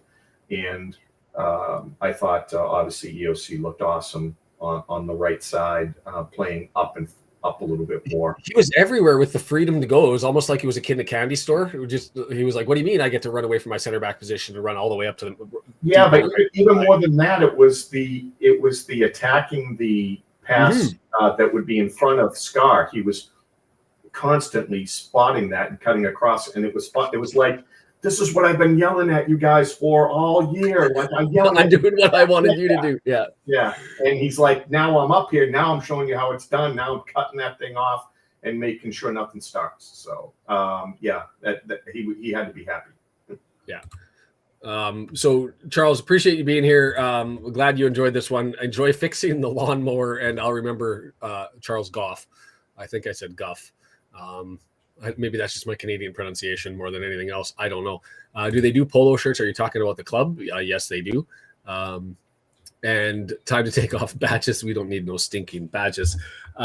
Bringing the stats up, and I'm with you. I mean, with Lewis, I was really excited about the signing, and that was despite the fact that the only memory I had of him was, you'll remember when he was with Mansfield and that goal late in the game against Mansfield went through his legs, and not because it was beat on a nutmeg. He had an opportunity to clear it and he whiffed on it, and it went through his legs and gave us an opportunity to score, which we took and we were successful on. And I was like, oh man, that's a brutal play. But despite that, him signing, I was like, this could be a really, really good find and allow TOC to potentially push and move into the midfield. He hadn't looked good to start. Did he look better? I mean, he didn't make a mistake. Was he really under pressure? No. So even though I think I've been more positive than him, I appreciate you coming around saying he didn't look horrible. But my needle didn't move. So maybe you're just coming closer to where I was, that he's not that bad. So we'll see exactly what he's able to bring. It should have been Mo Fall late in the game, though. As much as I love me some Fletcher, we've got to start getting our 590,000 quid that we paid on the guy. I hear you, but who would have given you the best shot to get Mullen off the schneid? And that would be Fletcher setting up Mullen, right? And that didn't happen. I wonder if that was the focus. Like, let's get Mullen a goal, and get in his head that he's back on track. Well, we're gonna see Fall against the 21-year-old Wolverhampton team, right? That'll be a full swap out of everyone who hasn't been playing, except for Mendy, right? Who'll be playing abroad. Is he going? Was he announced for the Gambian team? He was, and they made a mistake. They keep showing Seb Revan's picture instead. They write an article about Mendy making it, and then they show Seb's picture. Seb Revan, yeah, that's a mistake. So no, Denise, thank you guys, and see you sci-fi. Obviously, thanks so much. Off to the hardware store. Enjoy that. I've got to leave in about 15-20 minutes because I've got to go and pick up the birthday cake, the big one for the proper party with the pizza and all the little munchkins, 15 of them running around in a gym. And unfortunately, no alcoholic beverages allowed there because that would have been nice for us just have a couple of wobbly pops while we watch the kids go bouncing off of the foam. It is what it is. I'll have to pick a better place next year. You want to do the stats? Yeah, we'll bring the stats up. We didn't light it up with the accurate passes. We still went to 330, which is, and that's still 119 more than our season average. But 59%, 41% possession. The XG 1.63 to 0.79. That expected goal is just fascinating to me. And I know you've got, if you're on Thought Mob, you can go through sort of where they end up giving points to people. As an example, like you've got McClean's left footer that ended up being a goal. That XG only got you a 0.16, which seems crazy to me. That's the one that he banged. Oh, hold on. I just lost my. They went straight to the highlights. I got the high-pitched scream in my ear, from the rainbow thing in the old days when the TV shut down for the night and you got that high-pitched that you woke up to. I got that as they swapped off the thing. Anyway, what was I saying? McClean, the XG stat still throws me off. 0.16, and what the XG stands for is if you were to have an opportunity from that location in goal, which was literally like 8 yards away, how many times would you expect that to find the back of the net? And they only said 16% of the time. I think that's crazy. But in any event, criticize the XG stat as you will. We won that one out. Total shots 15-14, so still close there. They say shots on target 8-6, big chances 5-2. We only missed on the one big chance. I'm surprised that they had near equal shots as us, as I just never thought any of them were really threatening. In any event, that's where that's at. You go through what's fascinating as you scroll through the FOTMob stats is all you have to do is look and all you see is red leading the way. Like under passes, everything was led all the way except we had more offsides. Shots all the way through we lead except for blocked shots, which you would expect from them. Shots outside the box, they win. Not a stat that you necessarily want to win. You'd rather have your shots inside the box. And so duels won 63 us, 56 them, and we won on the ground, we won on the air, and we won with successful dribbles. So as A2Z says, a good dominant performance, and it was. I'll leave it up there for a little bit longer with the vote. Fascinating that McClean sits at 53% to Barney, because we've given Barney man of the match already. It's 1 or 2, and so you think FOTMob rating for McClean though, a 9.1 and a 9.0 for Barney. Those are huge, nuts, right? So guaranteed themselves player of the week odds. I would assume and potential team of the week, team of the week. So Tuesday we've got a game. Wrexham, Wolverhampton, and then we've got the Saturday off. I don't know which matches are scheduled to go. Brendan, do you want to do one anyway? I mean, bring the community in for a neutral one. Saturday, yeah. Let's see what happens. We're doing Tuesday anyway, right? We're doing Tuesday, and so that won't be a problem. So we'll find, yes, and that's how we're going to find another match to live stream. So stay tuned, like the channel, subscribe if you wish, but at least join the channel so that you can, and maybe click the notifications. That way you'll get identified when I make posts onto YouTube, and I'll put a poll up of the options once we start to get closer to I'm not Saturday. Everyone's made up their mind if they're postponing or not. And they won't until they find out. I mean, right now as it sits, actually, you know what? Right now as it sits, there's only 3 games available. Stockport, Wickham, Peterborough, Rotherham, and Crawley and Shrewsbury. I mean, we play Rotherham next, so Peterborough Rotherham would make sense to kind of take another look at Rotherham, but yeah. And both of those are at 7 a.m. Crawley Town, Shrewsbury, 7 a.m. So we'll have the vote. Red Horde watcher smoking weed again with that man of the match poll. We've been unique. Smoking weed again. Not that smoking weed is a bad thing, completely legal here, and something that I've been now, especially since I've quit smoking tobacco. I drive by the cannabis place and I'm like, I could probably just sneak one in, can't I? But haven't done it. Just walk into the government store and sit there. It's just crazy. Go up to government employees and be like, tell me which weed is the best. Well, it depends on what you'd like. It's a fascinating. I never would have expected that when I was in my teens. Not that I was ever hiding in the bushes, doing what Mr. Foster is talking about here. Peterborough and Rotherham sounds exciting. So does Stockport and Wickham for other reasons. I don't know if that's the vote. We'll put the poll out there, and the voters will be smoking weed based on the results. And who knows what they'll be. A write-in vote for Crawley Town and Shrewsbury. I don't know what else to talk about except for just generally the sense of that day. I did not expect that to be the outcome. I think I went with a. Did I go with a 2-1 or a 1-0? I can't remember. 1-0 initially. Yeah, I thought 4-0, and it was 4-1. So.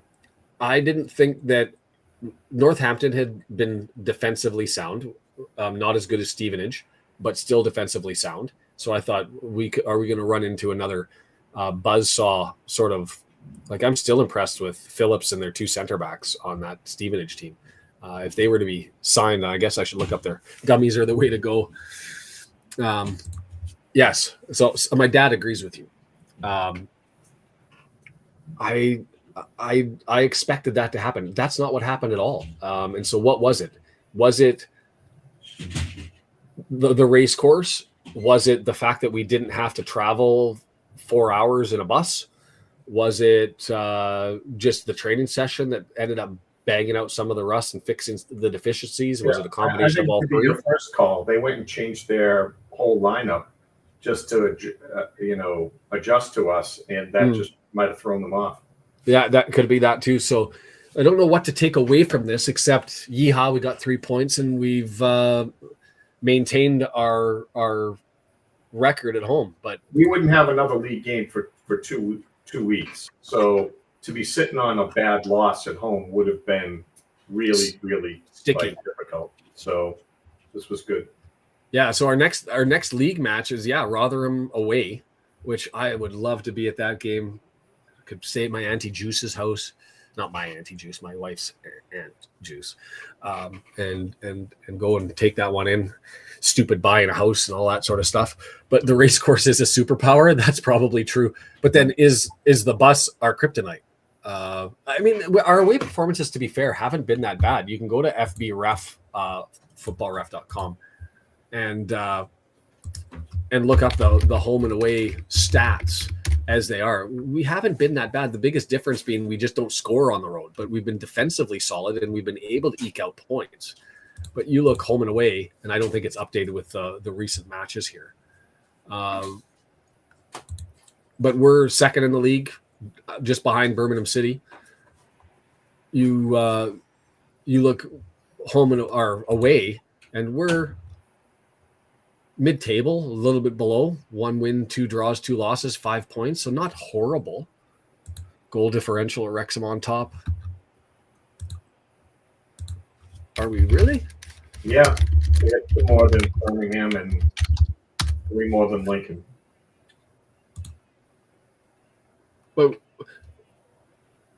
But Birmingham's got 22 points to our 20. Goal difference. Goal difference. I see what you're saying. Yes. Goal difference, top of the table there. And I will take that. Bus's kryptonite seems to also be true. It like I said, not as egregious as last year. Last year, there was at least until the last third of the season. But the first 2/3 of the season, it was home unbeatable. Nobody could touch us.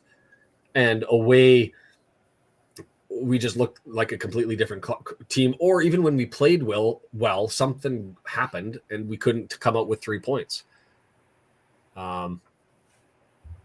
Ooh, you're at the start of the match. Are you watching this from scratch, Ruby?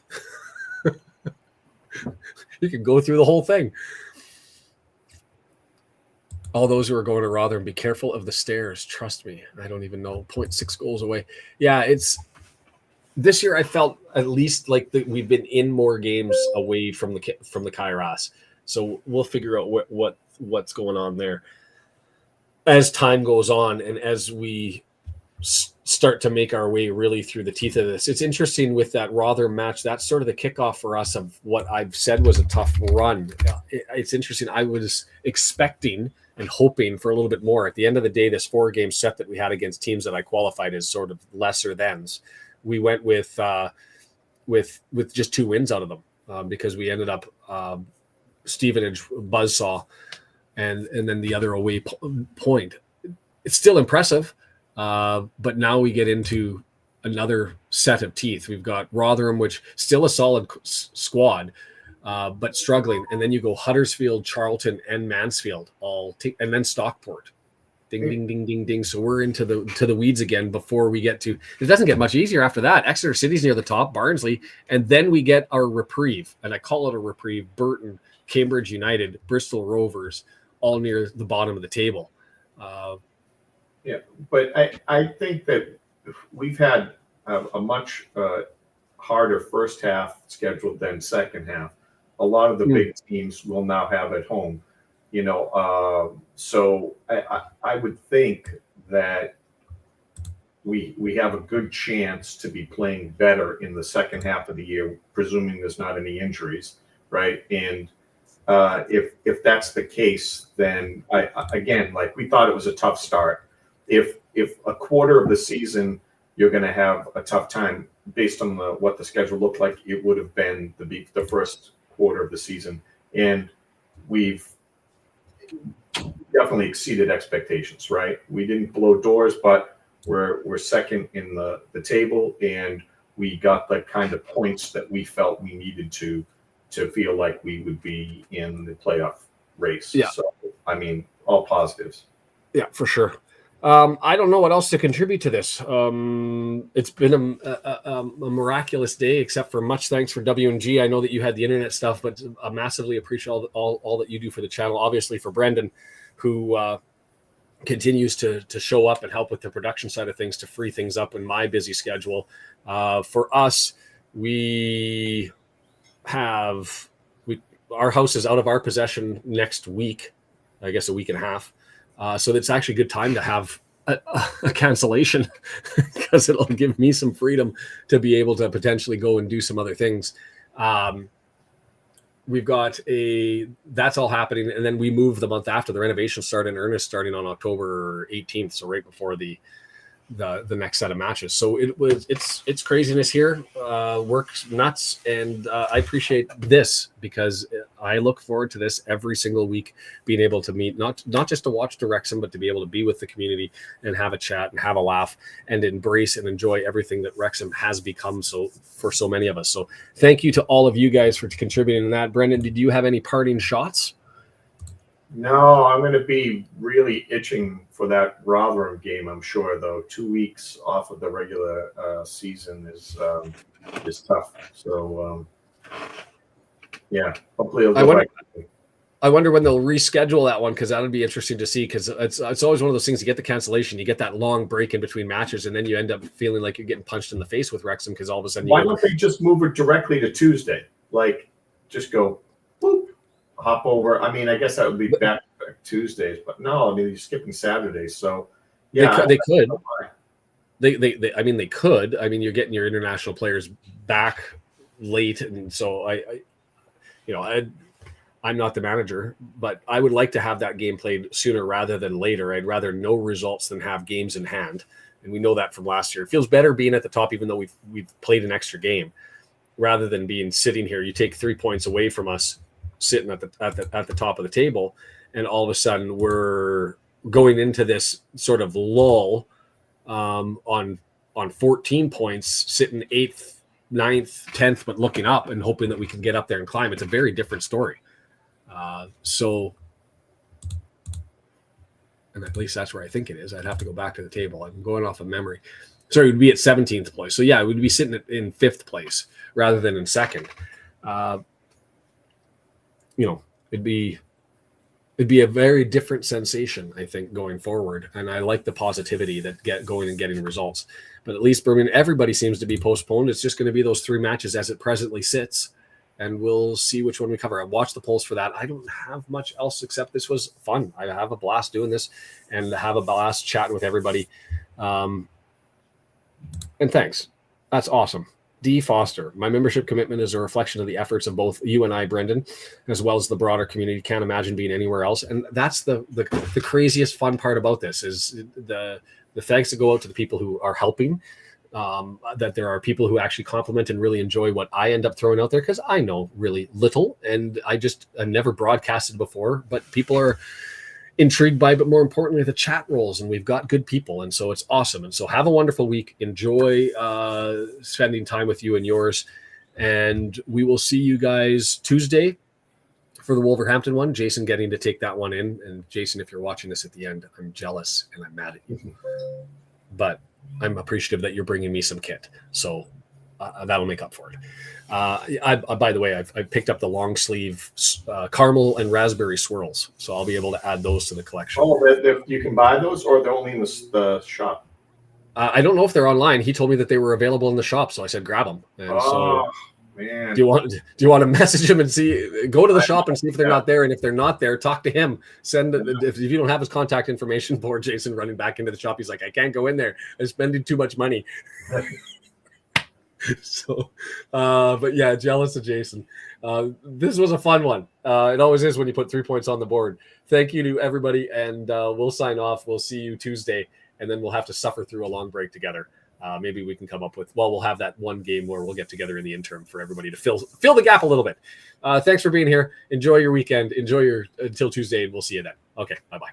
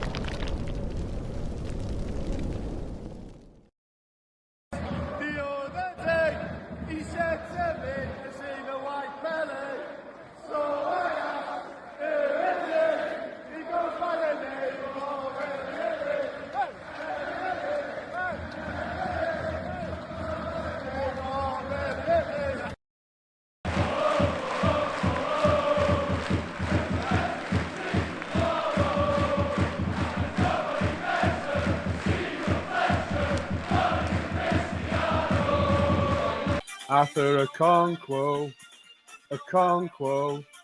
in goal. What is love? After a conquo, on loan from Arsenal.